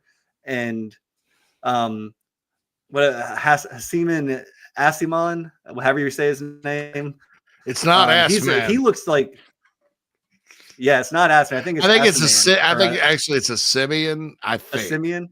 Hayden. Yeah, so you have a Simeon coming in, and he just looks like a clone of those ultra athletic fours that Wisconsin's had over time that make their offense click. So I think that you have talent there, but they got to go find another guy. And they're going to have to find 4 more guys. I think this year Lamont will use all 15 scholarships. I think he kind of learned that lesson last year, especially when you have a guy like Oku, who they were hoping to get in. Everything happened. He couldn't get in there. But yeah, it's going to be a different looking team. I think it's going to be much closer to what it resembled 2 years ago. And look, just go look around the SEC. I'm serious, y'all. South Carolina is not the only team that doesn't know who 3 of their starters are going to be right now in the SEC. I know that we get tunnel vision and we just care about South Carolina and why aren't they getting the Donovan Dents of the world? Just throw money at them. That'll work. No, like it's about right fit. And right now I think the Gamecocks are they're not going to be last in the SEC last year. I'll put it that way. And just go look around go look around the conference. I think Michi's I mean, I don't know why anybody thought it wouldn't be good to have him back, but between him and Eli Ellis, that's a fun backcourt. I mean, for real, they could shoot a 35-footer at any point in time and make it. Well, I was having a conversation with Alex last night. You know, we were prepping for our show tomorrow night, and Alex is just very worried about bigs. And I'm like, Alex, this is college. Like college, you can get by with having one big starter and a 4-guard or 4-wing offense. It's all about putting the ball in the basket. And if you have guys that can make threes, you can do the Nate Oates philosophy of basketball where threes count more than 2. And if you're making 40% a clip and you're shooting 80 of them, well, guess what? You're going to win that game, guaranteed. So I mean, there's a million ways to skin a cat in college basketball, and looks like these guys are going to be good. That's where I'll leave it. I mean, I think Elijah Strong, people are poo-pooing on him. Yeah. Oh my gosh, look at that doughboy out there. He needs to lose weight, blah, blah, blah. He plays below the rim. Well, guess what? So did BJ Mack. And nobody is sad at all that BJ Mack came to South Carolina. So I really do think when you look at what the Gamecocks lost outside of Colin Murray-Boyles, they've upgraded at every spot from the player that left to the player that's coming in, which is all you can ask for. They're better as far as fit. Asandiko, very promising. I mean, keep in mind he's a foreign player. He's from France. And if you look back at what he did at St. Joe's, not necessarily what he did at Providence, and from what was reported by Whittle and others, Kim English, the new coach at Providence, and he just did not see eye to eye. It was some players came here and just didn't jive with Frank. Same situation. But at St. Joe's, 9.2 points a game, 5.7 rebounds. He shot 33% from 3, 7 foot, 290 pounds. The issue with him is minutes, 21 and a half at St. Joe's, and it went to 14 at Providence. I think the strength staff at Carolina, Greenwald, those guys, I think get him in better condition so he can play more minutes. And I like, just from watching, his highlights and over the past 2 years, very, very good passer, a willing and tough rebounder when he is inside, not a bad outside shooter. I mean, seems to me like the type of big that Lamont Paris needs. To me, he's like a combination of a Josh Gray and a BJ Mack. I see some BJ Mack similarities, but I also see he's like a bigger BJ Mack. I don't think he's going to be quite adept to scoring as much as, I don't think he's going to have any 15 to 20 point games next year in regularity like BJ Mack would have at South Carolina, but he's similar. And like, just South Carolina's lacked for so long having a big man with hands. It's been so long. I mean, Colin Murray-Boyles, I'm not counting him, obviously him, but it's been so long since you could put the ball in the basket. The guy put the ball near the basket. The guy keeps the ball up high and goes straight up, whether it makes a touch pass or a kick out to the 3. It seems like the big man just moved almost a second and a half slow at all times. And I don't think he's that kind of guy. I think he has the basketball IQ. Now it's up to Lamont to bring it out of him. And what you mentioned, JC, with Scott Greenwald, look, that was a conversation they had while on campus. You need to commit to this or you're not going to play, and we will kick you to the curb, and you need to be committed to this program and to your conditioning. And he was all about it. Now, look, I know a lot of people that are all about it until that 4:30 a.m. alarm clock goes off and then it's time to get out of bed. I mean, I'll tell you a quick story.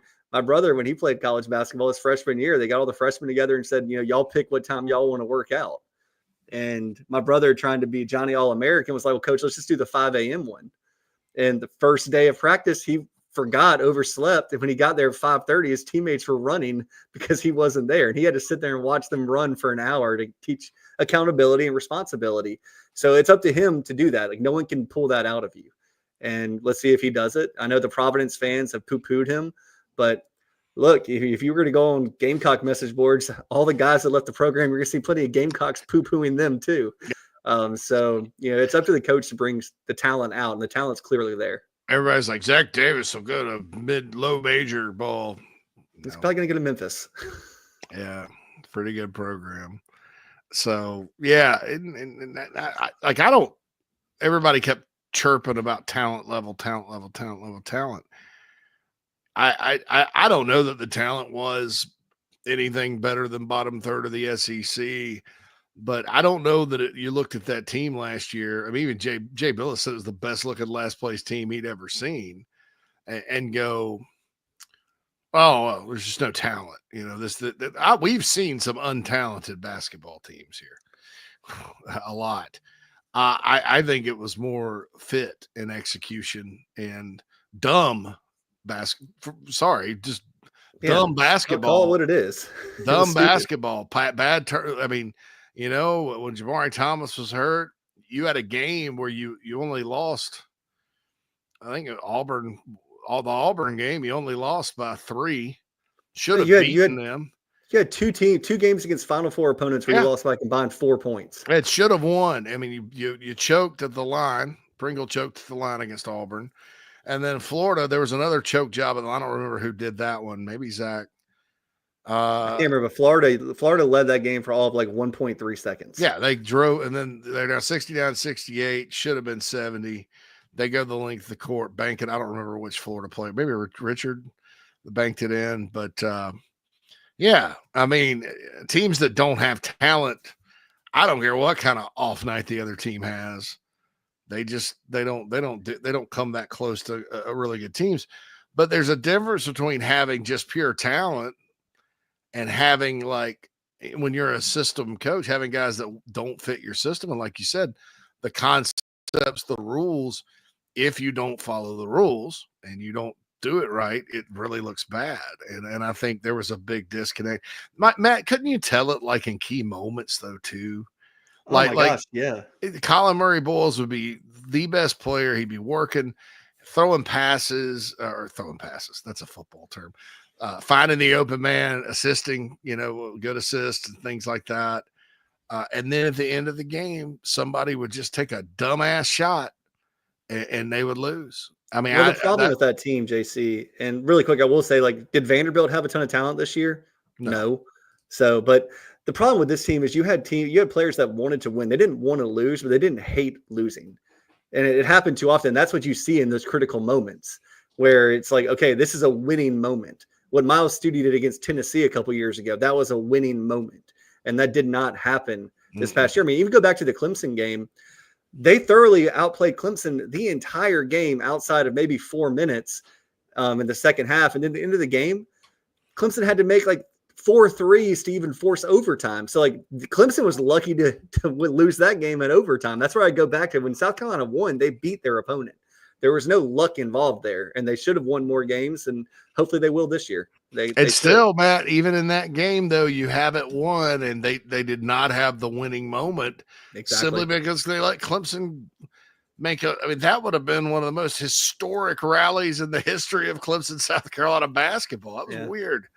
And even but they had enough in them to win. They did, they controlled that game. Don't get me wrong. But think about this though, JC. Like, you talk about like winning plays, winning mentality, smart basketball players. Colin Murray Boyle was on like a 16-0 run by himself, or like a 16-2 run by himself, and then all of a sudden, inexplicitly, they stopped passing him the freaking ball. Yeah, I guarantee you, Lamont wasn't saying, hey, avoid C&B at all costs. He's only hit 8 shots in a row. Let's just give somebody else. What? Why? It's somebody else's turn. And that's the thing. I mean, you have so many players, and I know it's weird to say because it's South Carolina basketball, but everything you heard last offseason about the team was how good they were going to be and how they were going back to the tournament, how they were going to be even better because they upgraded the athleticism inside with Pringle and, you know, Jamari Thomas was going to come in and be the point. And, you know, they've got Cam Scott's going to be all SEC freshman. And honestly, the body language, the first game when they lost to North Florida, to me was a team that was like, well, we're just a little too good to play this game. And they got beat, and you think it'd have been a wake-up call, but it happened in the non-conference over. The PC game, gee whiz. I mean, I'm sitting there watching that game. I'm like, fellas, we're going to decide to play some basketball. We're going to wake up anytime tonight. I mean, finally they did, and they won, and they got by with it. And sometimes, like, okay, good teams can't let that happen and develop bad habits because they catch up with you, right? And you don't know how to have the winning moments as a team because you haven't had very many, because you decided to gear down and coast. Great teams sometimes can coast. Like if you have just like Arkansas, ballers, you know, yeah, they turned it off and on. Texas A&M baseball from this past weekend is an example. I mean, they probably have the top talent in the league. And clearly watching them this past weekend for the first time at A&M, I'm like, they just play whenever the hell they want to play. They just kind of like, all right, time to go play now. Friday and Saturday took years off my life. They did. Yeah, I wish we had you for more time because we definitely get into that. But well, we'll get together soon. And Alex and I will be back tomorrow night, 8 o'clock. Tomorrow night for late night Gamecock show. Looking forward to it. And I'm gonna get in the car and head to actually taking my kid to the doctor. So got a doctor's appointment. Oh. And lucky then after you that, for getting into see a doctor. Well, you know what? We actually missed the appointment. We forgot like a month ago. And this is the earliest they could get us in. So we got to make sure we get them there. But I'll be listening to you guys in one ear. And I'll catch up with y'all soon. Hope you have a good one, okay? Thanks, Matt. Thanks, Matt. The great Matt Anderson from the Late Night Gamecock Show. Just wanted to dive in, just eat the hoops, eat it. Get some like solid hoops talk in there, you know. Yeah, and I didn't have to talk. That's good. Right, Phil. Figured I was like, listen, we can kill a few birds here with one single stone. Let me reach out to Matt. That was actually good too. Nice basketball conversation there. We'll continue the basketball conversation. Nana Sports chat box. Also, we'll take your questions. Spring football game is this weekend. Baseball tonight, 6:30 p.m. The Citadel comes to Founders Park. 7 o'clock, Gamecocks go up where the Mountain John in Clemson to play the Tigers in the Palmetto series. And go. Want to remind everybody, if you go to D's Wings right now, Mike Morgan will be sitting there. You may be able to catch Mike Morgan and go take a picture. Go to D's. It's Taco Tuesday or whatever. And we'll be back with the second and final hour of Inside the Gamecocks Show on the most worthless day outside of tacos in our wonderful calendar. We'll be back after this. It's gone! That ball is going to be out of here! Fair ball in the corner! The atmosphere in Founders Park is electric. There's nothing like being loud and proud for our Gamecocks. Gamecock Traditions proudly supports Carolina baseball and wants you to look your best while you're at the ballpark. Come see us and choose from the best selection of game hats, hoodies, shirts, and all that entails the baseball logo. From tailgate gear to jewelry and plenty for your kids, Gamecock Traditions is your Gamecock baseball locker room. Don't forget, we have the widest selection for all sports and USC apparel. Come see us in Lexington or in the Village at Sand Hill, or order online and have it shipped to your doorstep at GamecockTraditions.com. Go Gamecocks! When you bundle home and auto, good things can happen. You get a local agent who can help you choose the right coverage for you at a price that's right for you. Call State Farm agent Tony Pope today. Nana's Porch presents a Southern staple delivered right to your doorstep. Nana's Porch locally crafted pimento cheese has been a hit for years at weddings, tailgates, and other events. Now you can order online and have it sent to your home.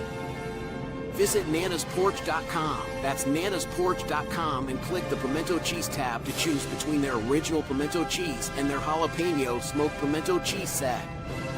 nanasporch.com. Man, that's good.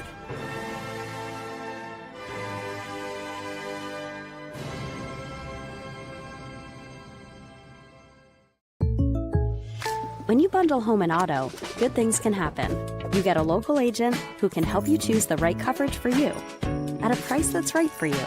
Call State Farm agent Tony Pope today. Oh man, the building is on fire. Emergencies and accidents happen. When you're in the middle of a fire or water event, all you want is for things to return to normal as soon as possible. Resto Pros of the Midlands is with you, guiding you through the process and working with you to get your home or office back in working order. They'll answer your questions, discuss procedures, and can act as your advocate when it comes to processing your insurance claim. Resto Pros Midlands SC.com. Open 24/7 when you need them. Quality that is guaranteed. Happy New Year from the Barndominium Company, where they are building dream homes in the Carolinas, Georgia, and Tennessee. Their turnkey process can be custom designed and takes 6 months on average. Make your dream a reality. Visit thebarndominiumco.com. Thebarndominiumco.com. Gamecock owned and operated.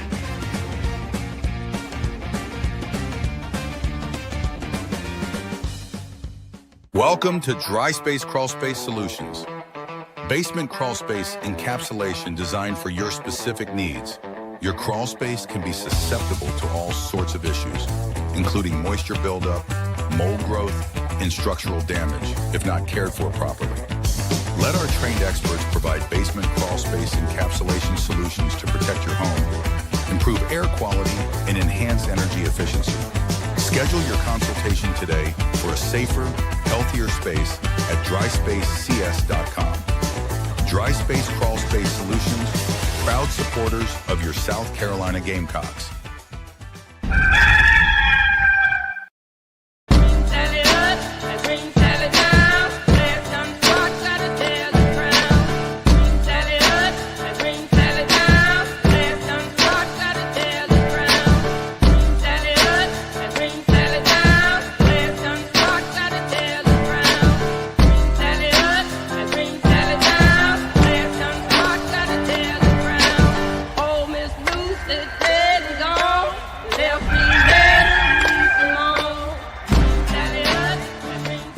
Welcome back in, everybody. It is Inside the Gamecocks, the show. JC Sherbert, Phil Mullinax in with you. Your second hour of the show, final hour of the show here for a terrible Tuesday. Where do we want to go? Transfer portal? What are we looking at? You know, you want to talk about how I think it's absolutely crazy that Colorado is going to retire 2 jersey numbers after 2 lackluster seasons.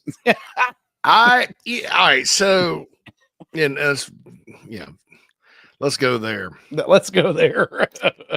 So, for those that don't know, the University of Colorado announced that, and they've only had before now 4 players they've ever retired their jersey. One's Rashawn Salam. So, no Cordell Stewart, no Darian Hagan, no Bill McCartney, none of those great players that played under Bill McCartney in the 80s, that won a national championship. None of those guys, none, 0. No Ray Caruth. I'm just kidding. That probably wasn't nice. Anyway, anywho,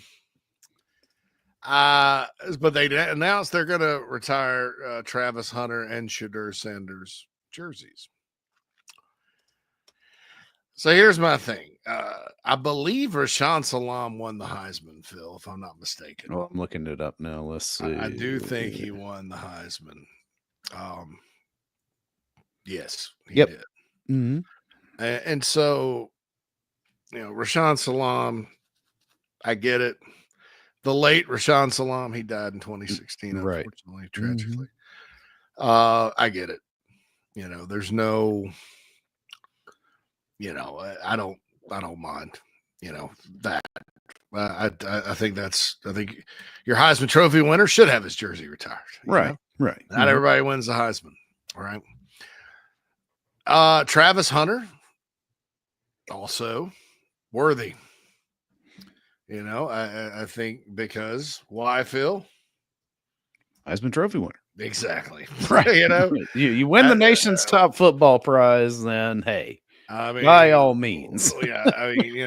Florida has honored Danny Werfel, Steve Spurrier, and Tim Tebow with statues. George Rogers has a statue. I mean, it's a big freaking deal, right? To get the Heisman.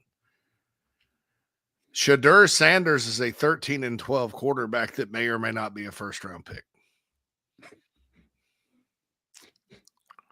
Yeah.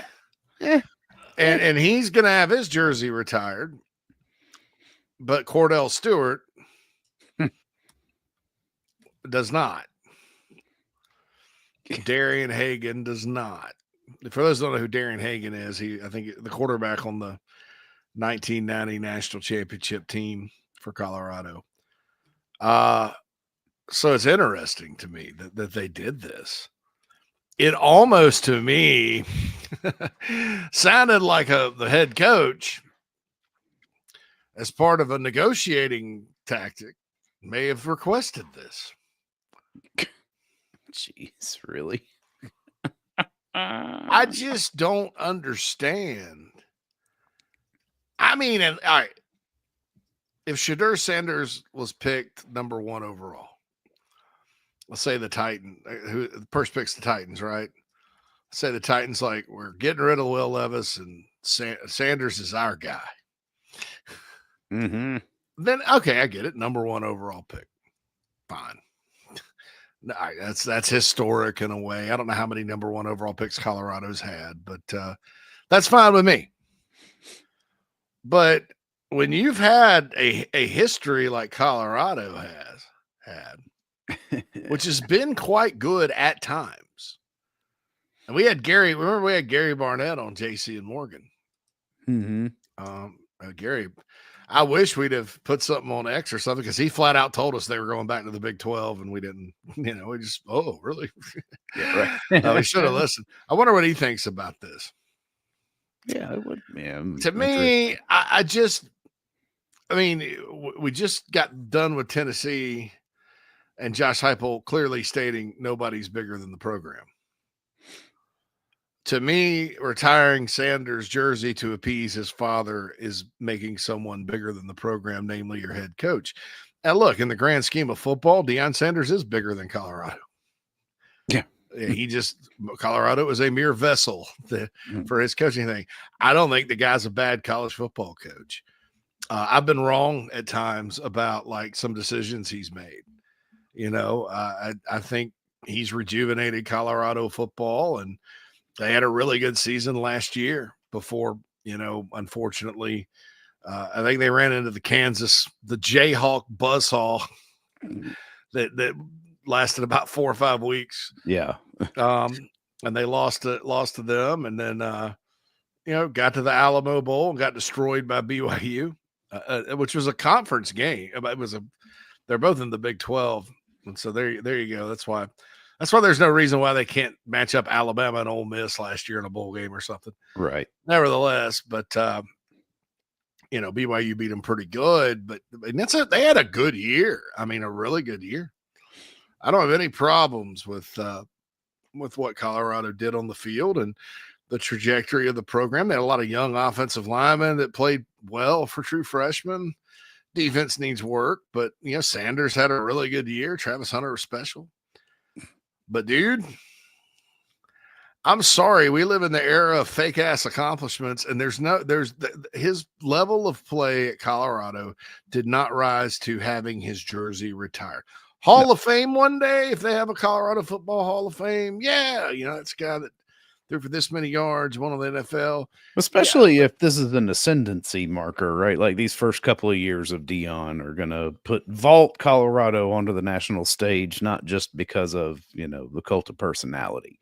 So if they can put together a solid enough program, I could see an argument for, hey, it was like he was the quarterback when it started, this, that, If I were Shedeur Sanders, I'd be like, Dad, don't do this.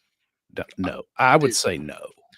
This guy was selling jerseys at halftime. But then you got to look at what you're dealing with, the level of entitlement that comes with being Shedeur Sanders. I mean, he was 8th in the Heisman Trophy vote. So yeah, I mean, what did he do at the combine? Just walk around and do some interviews and then do some more interviews.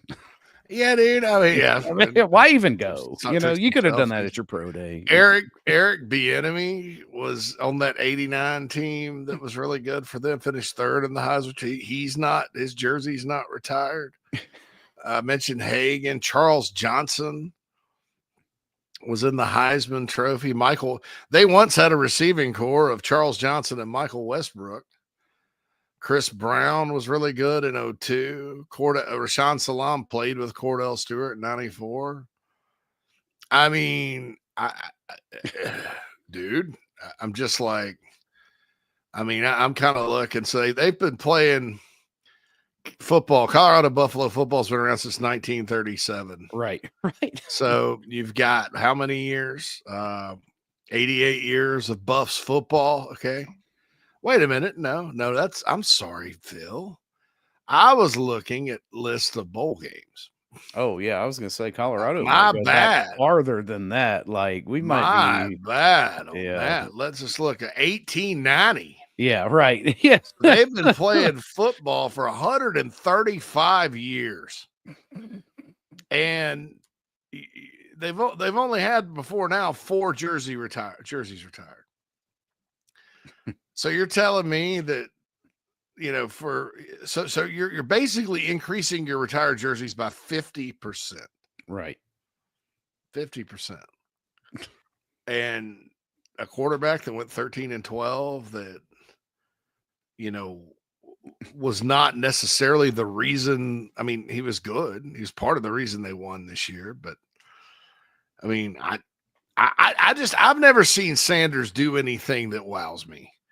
I think he's very solid. I think he's got a good arm. Like there was some kind of Shedeur Sanders hype thing on Instagram. Yeah. Too crazy, and it was literally him throwing against air, and he looks fantastic throwing against air. Don't get me wrong. Oh yeah. And they're like, this should settle any questions. Davis, where is the defender? I think the kid's tough. I mean, they didn't have much of a line. He took shot after shot and kept battling. I like his confidence and moxie. I just, with Nico, it's different. Nico, it's just like completely fake. Yeah. With Sanders, he's proven that he can go play the game at a high level. And I think he's very good. Is he great? No. Not from what we've seen. Not right? from what not I've from seen. What we've seen. I've never seen greatness. I've seen a kid with a good arm that's tough, that's a good quarterback, and absolutely an NFL quarterback. Absolutely. There's no question. Yeah. But like Ben mentions in the Nana Sports chat box, Rattler at Carolina, it was better than Shedeur at Colorado. Yeah, because Spencer made some throws where you're like, oh my God, what a throw. Right. He put it only like where the guy could get it. I mean, that's what every quarterback wants to do, Phil, but not every quarterback can. Right. Yeah.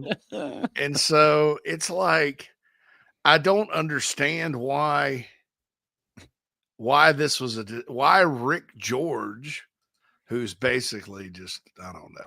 Well, I mean, a buffoon. Essentially proxy for the head coach at this point. It's just like, this guy, just a suit, why he would allow that. It's things like this that you're like, I mean, I like I said, Travis Hunter, Heisman Trophy winner, he deserves everything he gets. Sanders, why? Yeah. I mean, I don't understand it. I mean, other than we know why, that's the problem, is that there is one reason and one reason only why Shedeur Sanders would be getting this kind of acknowledgement, and that's because your dad is the head coach. And I had to deal with that in Little League, man. Yeah, I mean, that hit the six dingers, you know. I mean, yeah, you can't allow even the perception of that, because here's the thing now is that you're going to go into the Colorado Buffalo Stadium, right? And you're going to be sitting there on a Saturday, and you're going to be looking at just a display of mediocrity on your supposed honor wall, right? That, wow, were we really that bad? And then you start looking at the names, you know, and I think some of this is recency that, you know, at least from a fan's perspective, if they are in support of it, I would imagine there's overwhelming negative thought about this, right?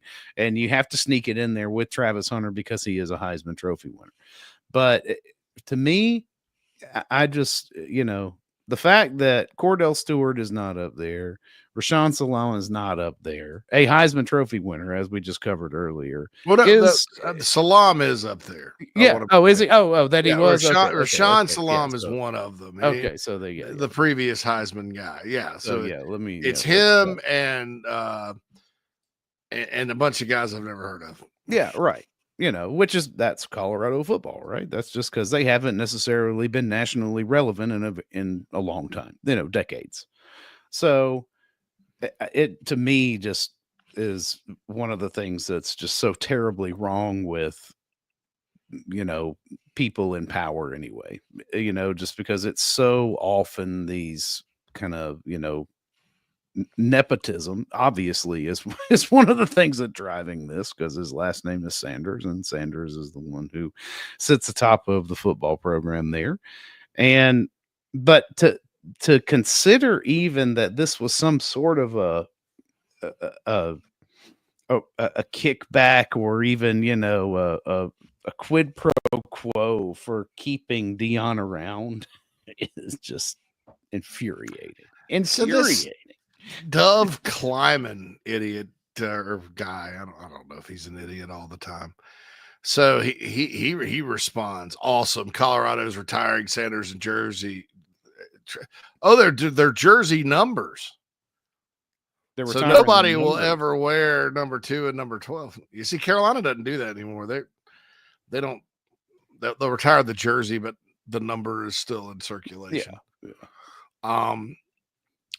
Here's the quote. Sanders and Hunter spent 2 seasons in Colorado. Their impact on football, college football, will be felt for years to come. I don't know what that means. I think their impact on Colorado football, maybe if they get something started. Right. I mean, yeah, if they kicked it off, maybe. But even then, the argument for Travis Hunter there is so much greater than the argument for Shedeur Sanders. And that Sanders had opportunities to win games and did not. Yeah, 13 and 12, dude. Right. I mean, you know. Darren Cheverini, who played there, saw the news day Colorado was retiring the numbers. Retiring numbers is a huge honor and something that should never be taken lightly.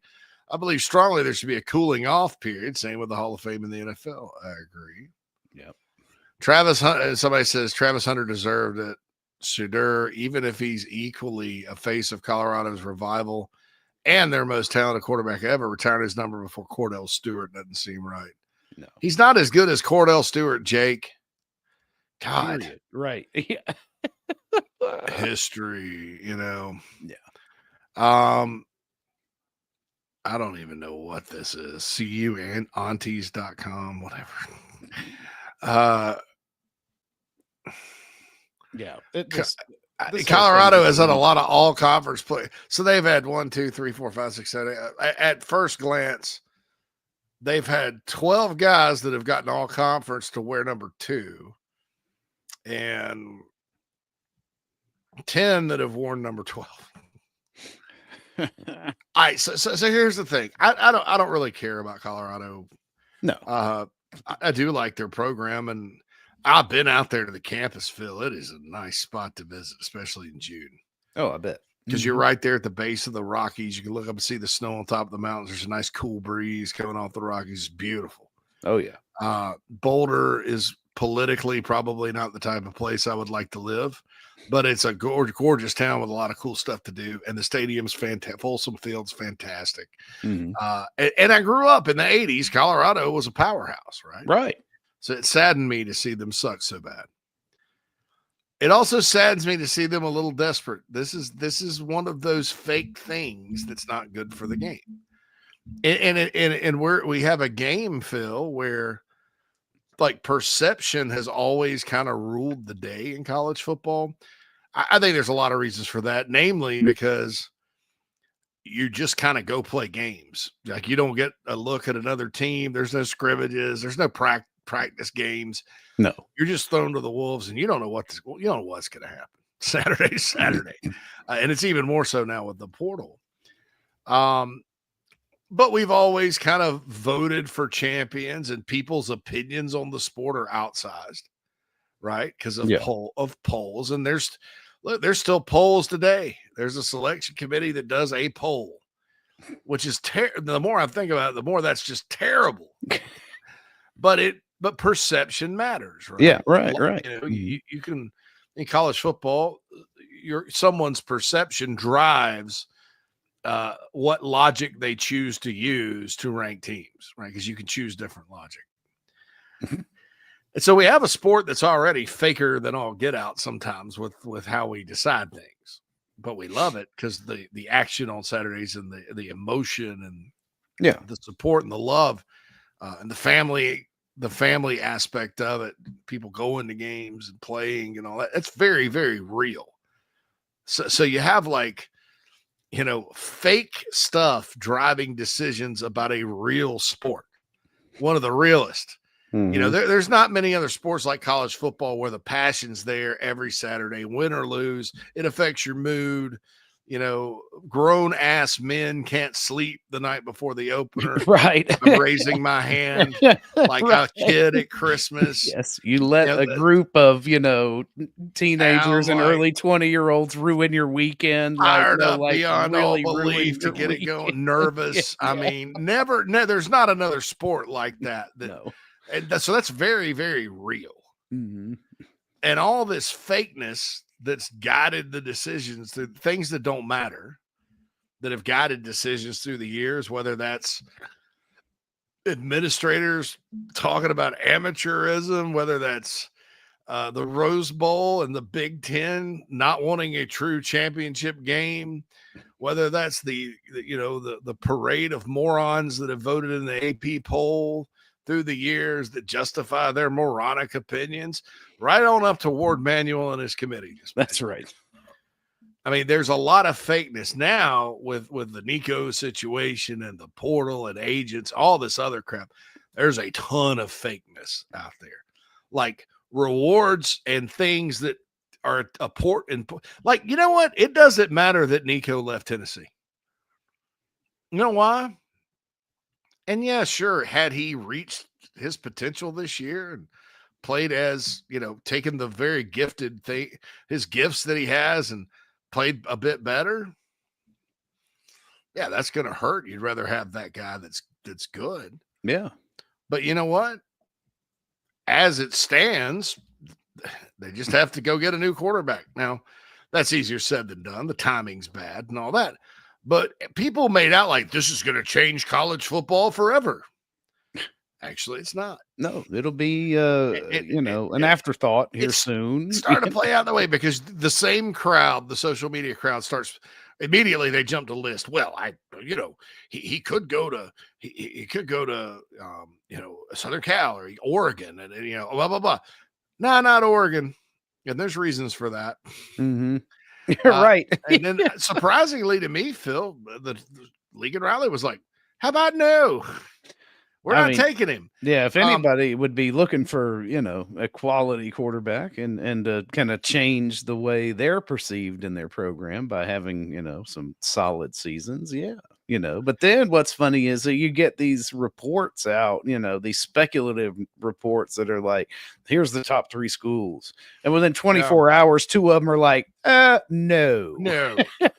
And it's like this. So then you go, they keep checking boxes, and somebody throws Texas Tech in there, and because they're throwing around money, so people just automatically assume, well, why not? Nico, he's 5-star, and their quarterback we've never heard of. Well, their quarterback's a damn good football player, and he's shown it on a college football field. Yeah, Nico's shown that he can simply play quarterback. That's it. Not that he's not play it great, not play at a high level. Yeah. And so, but here's the deal too with the whole Nico situation. Any school that would pay Nico more than $1 million is wasting their money, because now he has no NIL because he's not enrolled at a school. Yeah, so I'm proud if of you want to everybody. play, buddy, here's what it is. We'll give you $400,000, full tuition, all the things you want, scholarship, athlete. But yeah, no, you want to come here, you're gonna do it, at the bargain basement price. Because here's what you had: $2.4 million in the bag, ready to go, and all you had to do is show up and be a good teammate. That wasn't good enough. And that wasn't enough.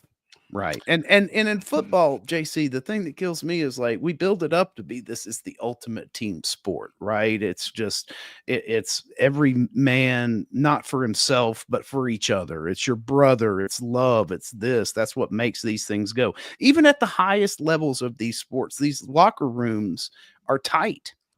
And if they're not, it reflects directly onto the field.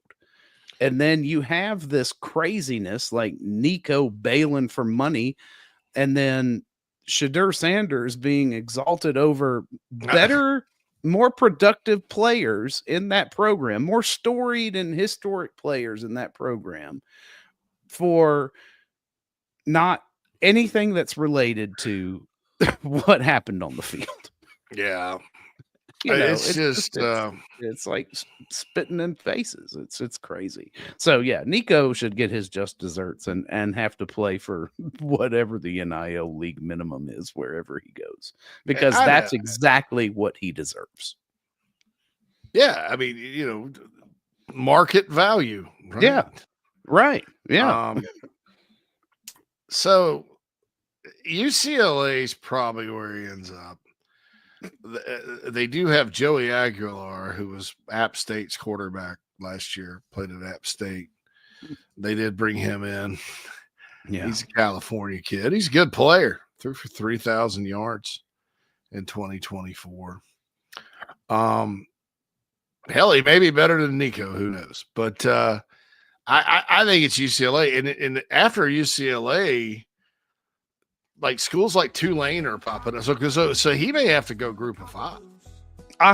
And that would do my heart so much good. Not just because it's Nico. Don't care about anything. Any player who would do that to his team, and in this time, right? Because everybody's like, oh, there's so much more money that we could have right now that we might not be able to get our hands on next year. And you're projecting and extrapolating some speculative result when there is nowhere near enough data points, if you will, that will point to any solid direction that the NIL landscape is going to move anytime soon. 6 months, 6 years, it's all a cloud. And you're going to do that, then yeah, you know what? You should do a year at, James Madison.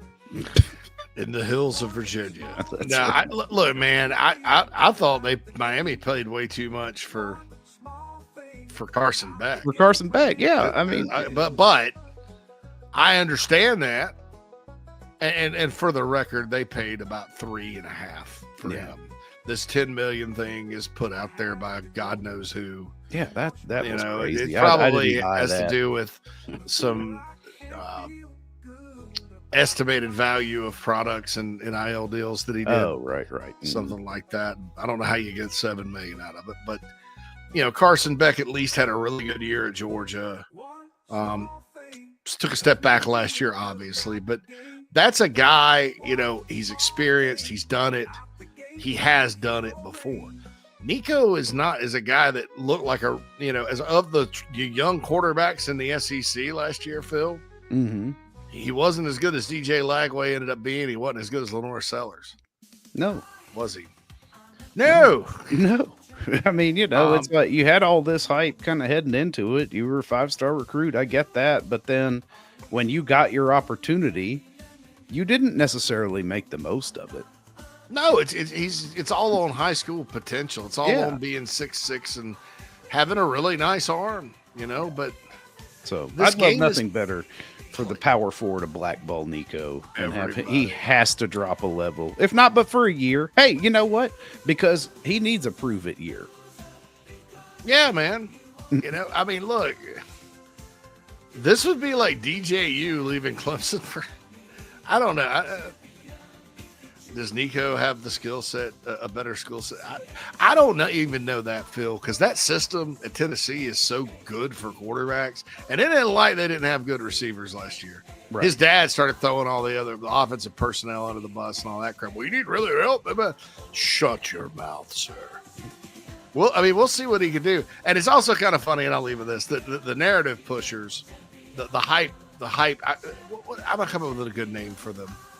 Hype swallowers, maybe? Hype swallowers? Yeah. There has to be swallow in there somewhere. There has to be swallow in there. But they also produce hype. Maybe it's they're like the hype beer funnel because they're pouring it in and sucking it back out the other side. Or sucking it in. I don't know. I'll come up with something. They immediately jumped on, well, Bill Belichick is a pro guy and he'll do this. And Jamie made a good point yesterday. Well, that would be on brand if they're going to run it like the NFL. Just do it. But they're like, surely it'll be North Carolina because, Chapel Bill and they've got money and, they need a quarterback. And they actually kind of do. Max Johnson is still hurt. But lo and behold, it breaks yesterday that, I think Gio is his name. Gio Sanchez, something like that. Gio Sanchez. Quarterback from South Alabama's in the portal. That's who the Tar Heels want. Yeah. So you think old Chapel Bill, it was probably like, let me watch the film. All right, show me the other guy. All right, we're going to go with, what's his name? Cortez? Yeah. Sanchez. Cortez. Coach. Yeah. Sanchez coach. Yeah. Yeah. Yeah, that guy. All right, next. Sorry. How about no? I know. Because recruiting rankings or projections, they aren't real. No. They're a forecast. This would be like dressing every single, like walking outside after you saw the forecast every day, or waking up at noon, looking at the morning forecast and dressing accordingly. Right. Nobody does that. Jeez. Oh, Gio Lopez. Lopez. Thought it was Sanchez. Yeah, that's all right. Man, I'm going to get in trouble. I just butchered that name. Gio Lopez. That's a good name. I like that. Yeah. So, yeah, old Chapel Bill. He's, show him to me. All right. This guy. All right. Let's go. All right. I mean, because when it comes down to football, Phil. God. Hey, when I'm on Bill King, I call him Phil. That's funny. I've done that 6-7 times. When it comes down to football, it's a different conversation than hype. It always is. Yeah. And we have too much fake stuff in the sport as it is to continue, at least to like lend, to make statements like Shedeur Sanders' impact on college football will be felt for years. What? I don't know. I mean, it's a point of discussion, but an impact on the game, on the sport, because his daddy's the coach and you retired his jersey at Colorado. Right. Anyway. Well, yeah, to be determined on Shedeur Sanders. All right, impact on the game of college football. No, seriously, that was a direct tweet. I know. His impact on college football will be felt free. They didn't say that about Mike Leach. I mean, I know. All right. It's crazy. Crazy. Everybody go to social media. Follow Gamecock Traditions. It's a great follow. They've got all their awesome stuff ready to go. They're open today. They're closed on Mondays. They're open today. Village at Sandhills out in Northeast Columbia. Also, their location in Lexington right there on the main drag in Lexington. They got all your gear, your beat stickers, whatever you want. And also are a great, tremendous sponsor of Inside the Gamecocks The Morning Show, Inside the Gamecocks The Show. All that we do here on Chief. That's Gamecock Traditions. Also, for those of you out of market, GamecockTraditions.com, 24 hours a day, 7 days a week. They're consistently updating their channels, telling you what they have. Please, please, please patronize them. The absolute best, GamecockTraditions.com. We'll be back to wrap it up after this. The Aventon Adventure 2 takes the same basic design as the original Aventon Adventure, making it an adventure bike designed to take you places that typical roads just don't reach, allowing you to ride whatever terrain you want based on your whims of the day.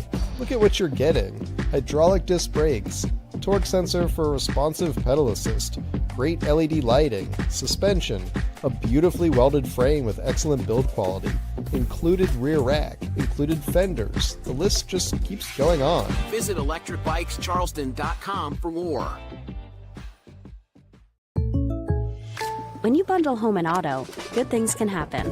You get a local agent who can help you choose the right coverage for you at a price that's right for you. Call State Farm agent Tony Pope today. Hey Gamecock Nation, my name is Kyle, longtime listener of the show and avid golfer. I wanted to take my game to the next level, but let's face it, golf is a hard game to learn on your own. I heard the ad from McKellar Enterprises and reached out to the owner and former Gamecock golfer Meredith Taylor. In just 2 months of working with Meredith, I shot my lowest round ever and I've never felt more confident in my golf game. So if you're looking to take your game to the next level, go to McKellarEnterprises.org and book your lessons today with former Gamecock golfer Meredith Taylor. Go Gamecocks. The season rolls on at Love Chevrolet, where the inventory is overflowing and the deals are in full bloom. Rev up your spring with Love's exclusive specials on Suburbans, Tahoes, Silverados, the entire lineup of award-winning Chevys on the lot now and ready to go. Spring-tacular savings at Love Chevrolet. We're talking the best selection of new Chevys, the lowest price, guaranteed. In fact, they'll beat any competitor's price or give you $1,000. The other dealers upsell, overcharge, and will say most anything to get the sale. At Love Chevrolet, satisfied customers do all the talking. And they say things like helpful, honest, and fun. Your trusted hometown Chevy dealer since 1961. Love Chevrolet. I-26 at Harbison and at lovechevy.com. Together, let's drive. That's the power of love. Love Chevy. When you bundle home and auto, good things can happen. You get a local agent who can help you choose the right coverage for you at a price that's right for you. Call State Farm agent Tony Pope today.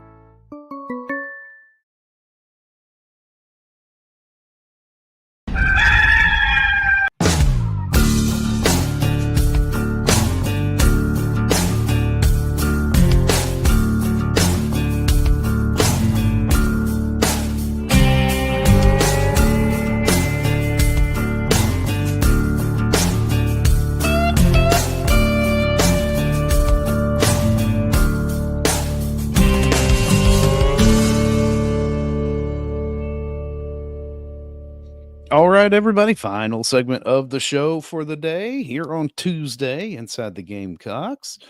We've got, you mentioned something earlier, JC, about having a quiet spring portal window. Yeah. And I would love nothing better than that around here.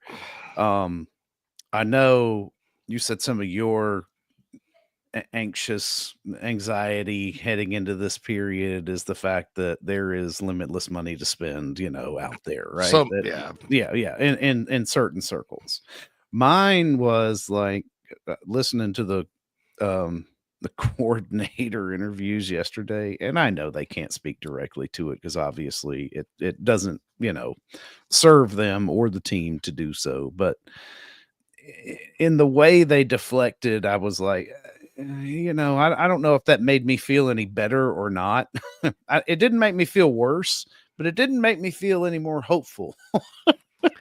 Yeah. And that, it's kind of like, I know you're going to defer to Usher and Beamer. This is their jobs. That's what they do, right? They handle that. But, some unequivocal, not expecting anybody to go, is kind of what you want to hear. But you realistically can't come out and speak in absolutes like that. And you just never know. Right. But I checked right before we got on air with some contacts, and there's nothing bubbling under the surface. Yeah. Not saying Carolina won't lose anybody. I mean, every time, like I said, there's going to be a player that somebody likes out there or that I like. Heck, I liked Wendell Gregory. I hate to see him go. But what you want to do is avoid, definitely don't lose your difference makers. Right. And that's everybody from Lenore Sellers, Jaylon Kilgore, everybody's a difference maker. Don't lose anybody in a position where your numbers are going to be screwed if they do, which has happened with Gregory already. And then nobody that's young and promising that probably won't play a whole lot this year, but boy, in a year, he's going to be great. Right. Mm-hmm. Because it is still a developmental sport. And so that's the deal there. But I feel a little better. Maybe I did an hour ago. And I want to be clear about this. It's all, you want to talk about fake stuff. It's all in my mind. I mean, it's just based on feel. Right. Nobody's told me. I mean, but here's what I'm going to say. And I said that this was the whole focus of coffee this morning. Folks, if Carolina can get, and there's a great chance they do, like I said, because there's nothing that says they won't. But if they do, then and I'm talking, as little drama as possible. Yeah, right. Then with all the other crap going on everywhere else, that's a good sign, because when everybody else is kind of just chaotic and who's coming, who's going, and these college kids they're all talking about it, this, that, and the other, but the Gamecocks are focused on football and winning games next year. That's a difference. That's I can say the same thing about Clemson and kind of what their focus is right now. Yeah. And that's going to set them up for success as well. But there's other places where it's chaotic, and, football takes so much prep time, and individually, team wise, coaching wise, it does take a lot of work to be good. And, I don't know how you 100% commit mentally and focus on that when the roster's a revolving door. There's people coming and going. You don't know these people. People are getting money. There's rumors. I mean, it's just a big distraction. Yeah. That I think could linger for a number of teams. Meanwhile, Carolina just kind of keeps right on chugging. I mean, that's sort of my hope for it. The Queen of the Cock says after the break, JC, it is after the break. If Ott, his name's Jaden Ott, the running back from Cal, goes to Oklahoma, we might have a game on our hands. The kid's a baller, and we know how their D is. I'm sure their O-line will be better. Yeah, I mean, I think Jaden Ott is very good, and did not have a great year this past year. I think there were some injuries, but 2023, he was a beast. I'm looking him up now. Yeah. Mm-hmm. Uh-oh. Did we lose you? Oh, there you are. They had a good young running back. That's good running backs last year.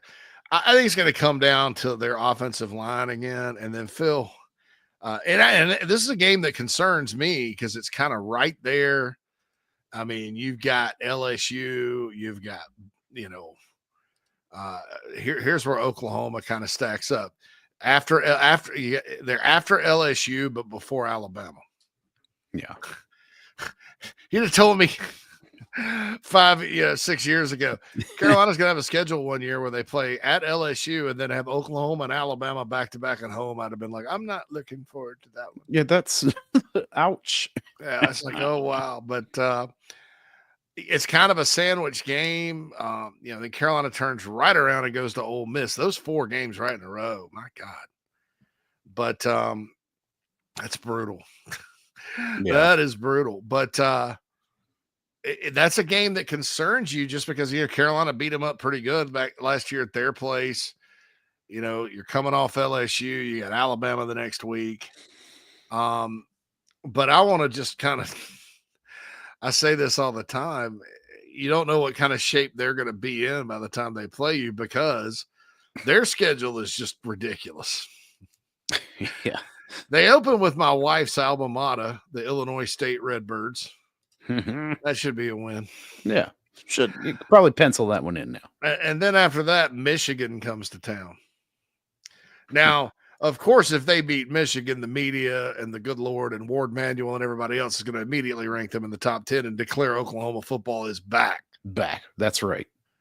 So then they hit the road, and this is a very bizarre road game. They go Yes. to Lincoln Financial Field and play Temple. Wait, you know what we need? We need more.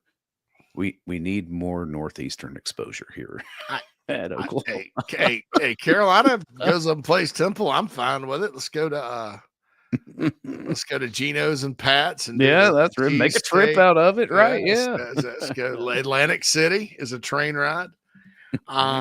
Anyway, so at Temple, then Auburn comes to town. Auburn and Oklahoma kind of in the same boat. They're both kind of, we want to be back next year. We got new quarterbacks. Jackson Arnold, maybe the Auburn quarterback coming back into play at OU. Yeah, right. That would be funny. And then they're off because they got to prepare for Kent State, which fired its coach in the middle of the offseason because they were a disaster. So that off week before Kent State. And then they play Texas. Now, yeah, they took it on the chin last year. They took it on the chin. They took it on the chin in 2022 as well. Oklahoma tends to play well in that football game. So that's going to be very interesting. I don't know what Texas will look like, but then Carolina gets them right after they play Texas. And it's on the road, and Oklahoma has to come halfway across the country. At Williams-Brice. I don't know, based on some things I've been told in the last 6 months, that they necessarily respect South Carolina still. Well, good. Yeah, so I don't know. I do think Queen, that their offensive line, they can't get any worse. I mean, Carolina looked like the Hogs from the Redskins back in the day compared to their offensive line. Yeah, just that was a disaster. And they've got a very good coach, Bill Bedenbaugh.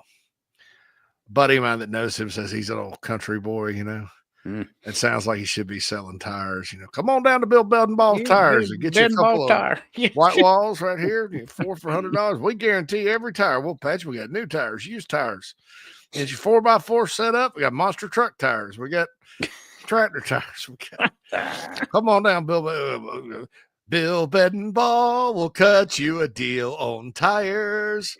Boomer Sooner. Bill's Tires, guaranteed. Bedenbaugh Tire. Yeah, I'll be sitting there at night or something on a weekend, and my buddy will send like a voice. It's like a voice message on iMessage. Yeah, that's right. And I'll just pick up. It's like, come on down to Bill Bedenbaugh's Tires. His name's, I think they pronounce it Bedenbaugh actually too. Bedenbaugh. Bill Bedenbaugh's. That's even better. That's even better. That is even better. Bedenbaugh's Tires. Come on now. Got a deal on 4 walls. For $49.99 with 3 rotations with oil change. Boomer Sooner. Anyway, he's a great offensive line coach. I mean, that's another. I sensed that last summer. I was like, okay, so you're telling me all their offensive line had left. A lot of them got in the portal, and they're planning on. And I looked at who they got out of the portal coming in, and I'm like, that's just, I don't know. Maybe they're going to be maybe. And it not only was bad, Phil, it was worse than I could have ever imagined. It totally, didn't live up to even the lowered expectations on paper last year. Then they blamed the offensive coordinator.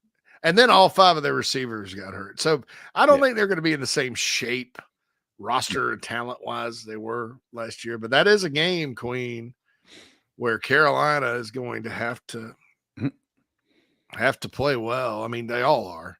Yeah. But you know that it's probably, and this is I don't know why I would ever do this, spend a whole lot of time on it, but guessing the mind of Brad Crawford with some of his predictions, he predicts Carolina to go 8-4 next year, and Oklahoma is one of those losses. Right.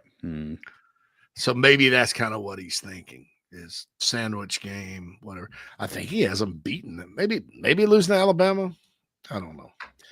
But Oklahoma, so they have the Mateer kid from Washington State, and they hired Ben Arbuckle, the OC from Washington State. Washington State had a great, really nice season last year. They were ranked in the top 20 and unbeaten until this. Not bad for a Mountain West team. That's what happens when you lose your conference. At the end, by the time between then and the time they played Syracuse in the Holiday Bowl, their head coach had bolted for Wake freaking Forest. Right. Their OC went to Oklahoma. Their quarterback goes to Oklahoma. Half their roster leaves. You look, Syracuse is like an 18-point favorite, and you're like, wow, ACC Northeast team going out to San Diego playing the Cougs. And then you look and you see who's left, and you're like, well, this. I took Syracuse minus 17.5 and thought it was a lock, and it was. I feel sorry for Washington State and Oregon State. Yeah, I do too. Like, they really just got left behind. It's awful, that situation. Everybody's like glazing this guy though, Mateer, and he looks good. He's about 6'1", good passer. Good that his OC is coming. But he's, so like you mentioned, Phil, it's a Mountain West guy. Yeah. Yeah. I mean, hey, they won the Apple Cup last year. They beat Washington, who was average as grits. Right. It was not anything near close to what they were the season prior. For UW was nothing like 2023 UW. No. And so I get it that maybe some hype there, but he's going to have to prove it. I mean, I see people ranking him as top 3 quarterback in America and all that. Yeah, he's getting a lot of preseason love, and I'm not sure what that is, but I don't know. I mean, it is rare that you get to transfer and you get to maintain continuity with your offensive coordinator, so that's a plus for him. I mean, I'll give him that, but it's not like you were doing that in the Big Ten or SEC last year. You weren't even doing that in the Pac-12, right? Because the only remnants of that were, not even what you think is played Oregon State. Oregon played State. The Apple Cup. That's it. The Queen says the game will be a noon kickoff. Yeah, I'm assuming they're going to do it like they did last year. I don't know how much that worked, but it seemed like they did have bigger matchups at night. But I'm assuming what they're going to do is assign the windows. Like, this will definitely be an early game, whatever. Yeah. And do that like over the summer, like they did last year. But I know it kind of feels noon kickoff-ish, and I'm going to tell you why it feels that way. Because we all watch Oklahoma at noon so many times. Right. Even it doesn't matter if they're playing the Gamecocks or not. How many times you turn on the TV and Oklahoma's playing at noon? Big noon Oklahoma kickoff. Big noon. I mean, big noon kickoff, Oklahoma. Yeah. The lyrics to their fight song was, "We like breakfast and kegs and eggs. Right. Give me an omelet and some French toast. Good morning, Sooners." Anyway, I was thinking about during the break. That's going to be kind of cool when their band comes in and they're in that little corner of the stadium and you hear Boomer Sooner. Yeah. And you're like, man, because again, growing up, I mean, you saw that OU on the side of the helmet, the crimson and cream. Yeah. You're like, that's your ass. Yeah, right. I mean, that's right. Seriously, it's like, oh my God. You're going to have to do something real special today. Ben chimes in with some hot takes on the Sooners that I tend to agree with. He says Michigan's defense will win the game against the Sooners. That's a big game. Like, okay, so last year I thought it was foolish if they fired Brent Venables because, it shouldn't be hard to fix the offense at Oklahoma, and it shouldn't. Right. No. They just had a bad situation with injuries and everything else last year. But I'm not so sure now if we have a repeat of last season that's in play. Yeah. I think he has to. Unfortunately, they have a ridiculous schedule. But that Michigan game, Ben, is going to be very important. I mean, that's week 2 right off the top. It's going to be national television. It'll be ESPN, ABC, because it's a home game, SEC home game. But, Michigan gets huge ratings. Michigan, too, is coming off a tough, a season that, got a lot better when they beat Ohio State and Alabama back-to-back at the end. But their defense is going to be salty, and they're going to come in there, and they're not going to be scared at all. So that's a big game for Brent Venables. You're right. And then he said that Mateer's not even top 5 in the SEC.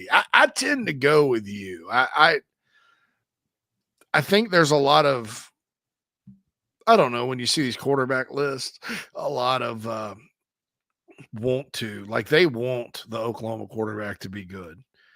Because in a lot of people's minds, and I'm speaking generally, they're seeing Oklahoma score a bunch of points, which had Oklahoma been in the SEC the whole time, they wouldn't have been. No, right. It would not have looked like that. But they're too many points. I think it's going to be good. I know. That's how it's going to be. Which is dumb. I mean, and look, Mateer could end up lighting it up, right? And being the best quarterback in the SEC. I just would not say that right now.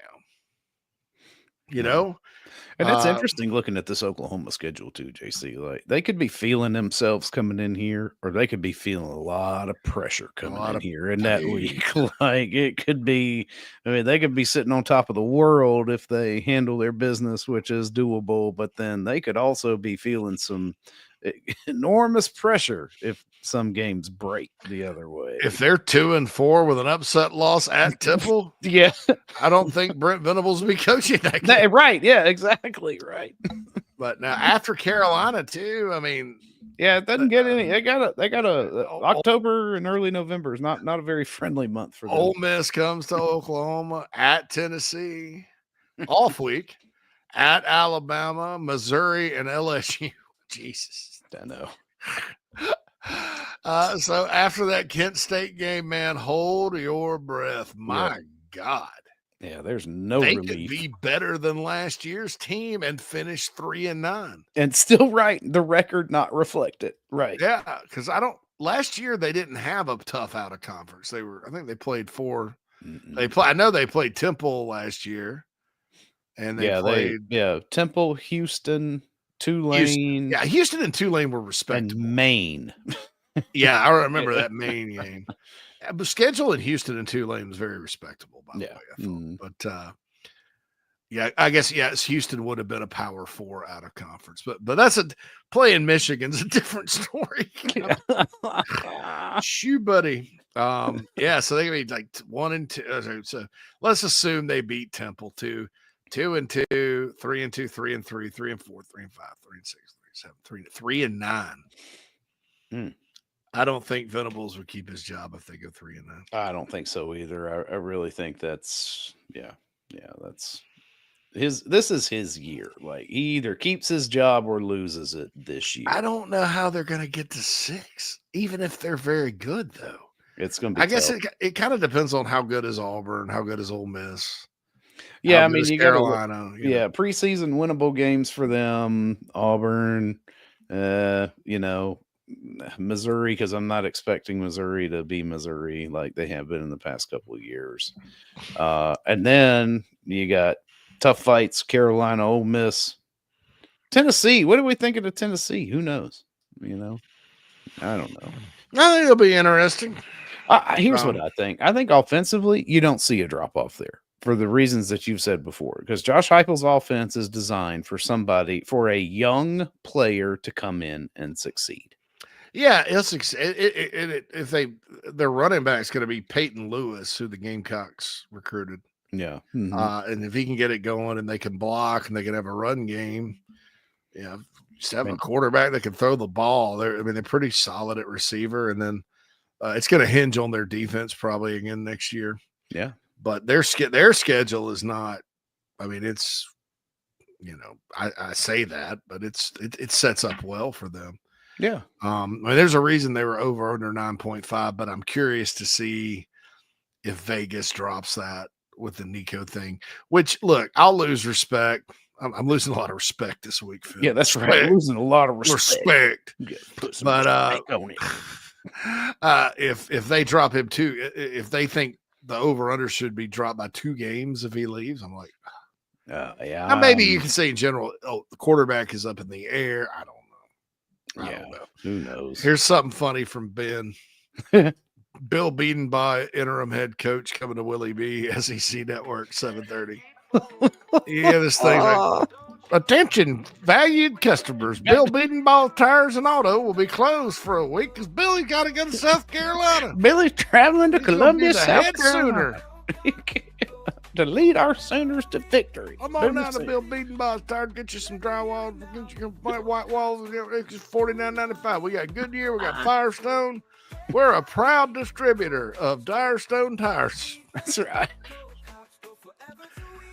Oh my God! For all ranges, all budgets. Come on down to Bedenbaugh. Bill Bedenbaugh's Tires and Auto. Let's go. Boomer Sooner. Queen, thanks for that Oklahoma conversation because that killed some time the last segment. That really, I was tired of talking about NIL and everything else. Yeah, I know. Yeah. But that's okay. Well, maybe something will happen tonight that'll be exciting to talk about tomorrow. In softball or baseball? I Football, maybe. I predict both will win. I don't know. Maybe Beamer said something here today. Did we catch anything out of that? I caught some of 12:30. it. Anything newsworthy? Just exciting. Excited. We're excited. Blah blah blah. So, okay. Mike James, NC State guard in the basketball portal, is going to Vanderbilt. So there's some SEC news. Okay. So there we go. That's it.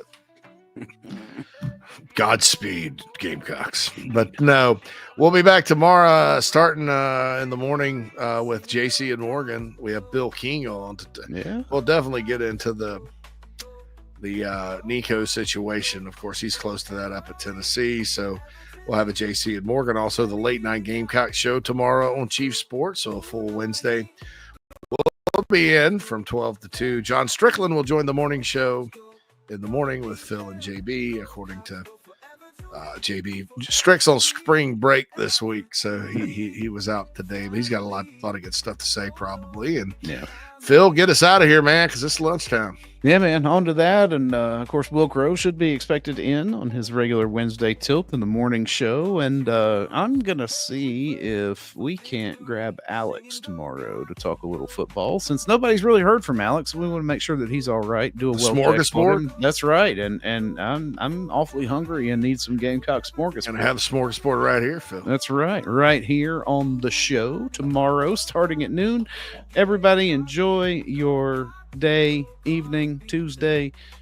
Baseball, don't know what time it kicks off. Softball or first pitch, softball's at 7, live from up here in the upstate. Go Cox.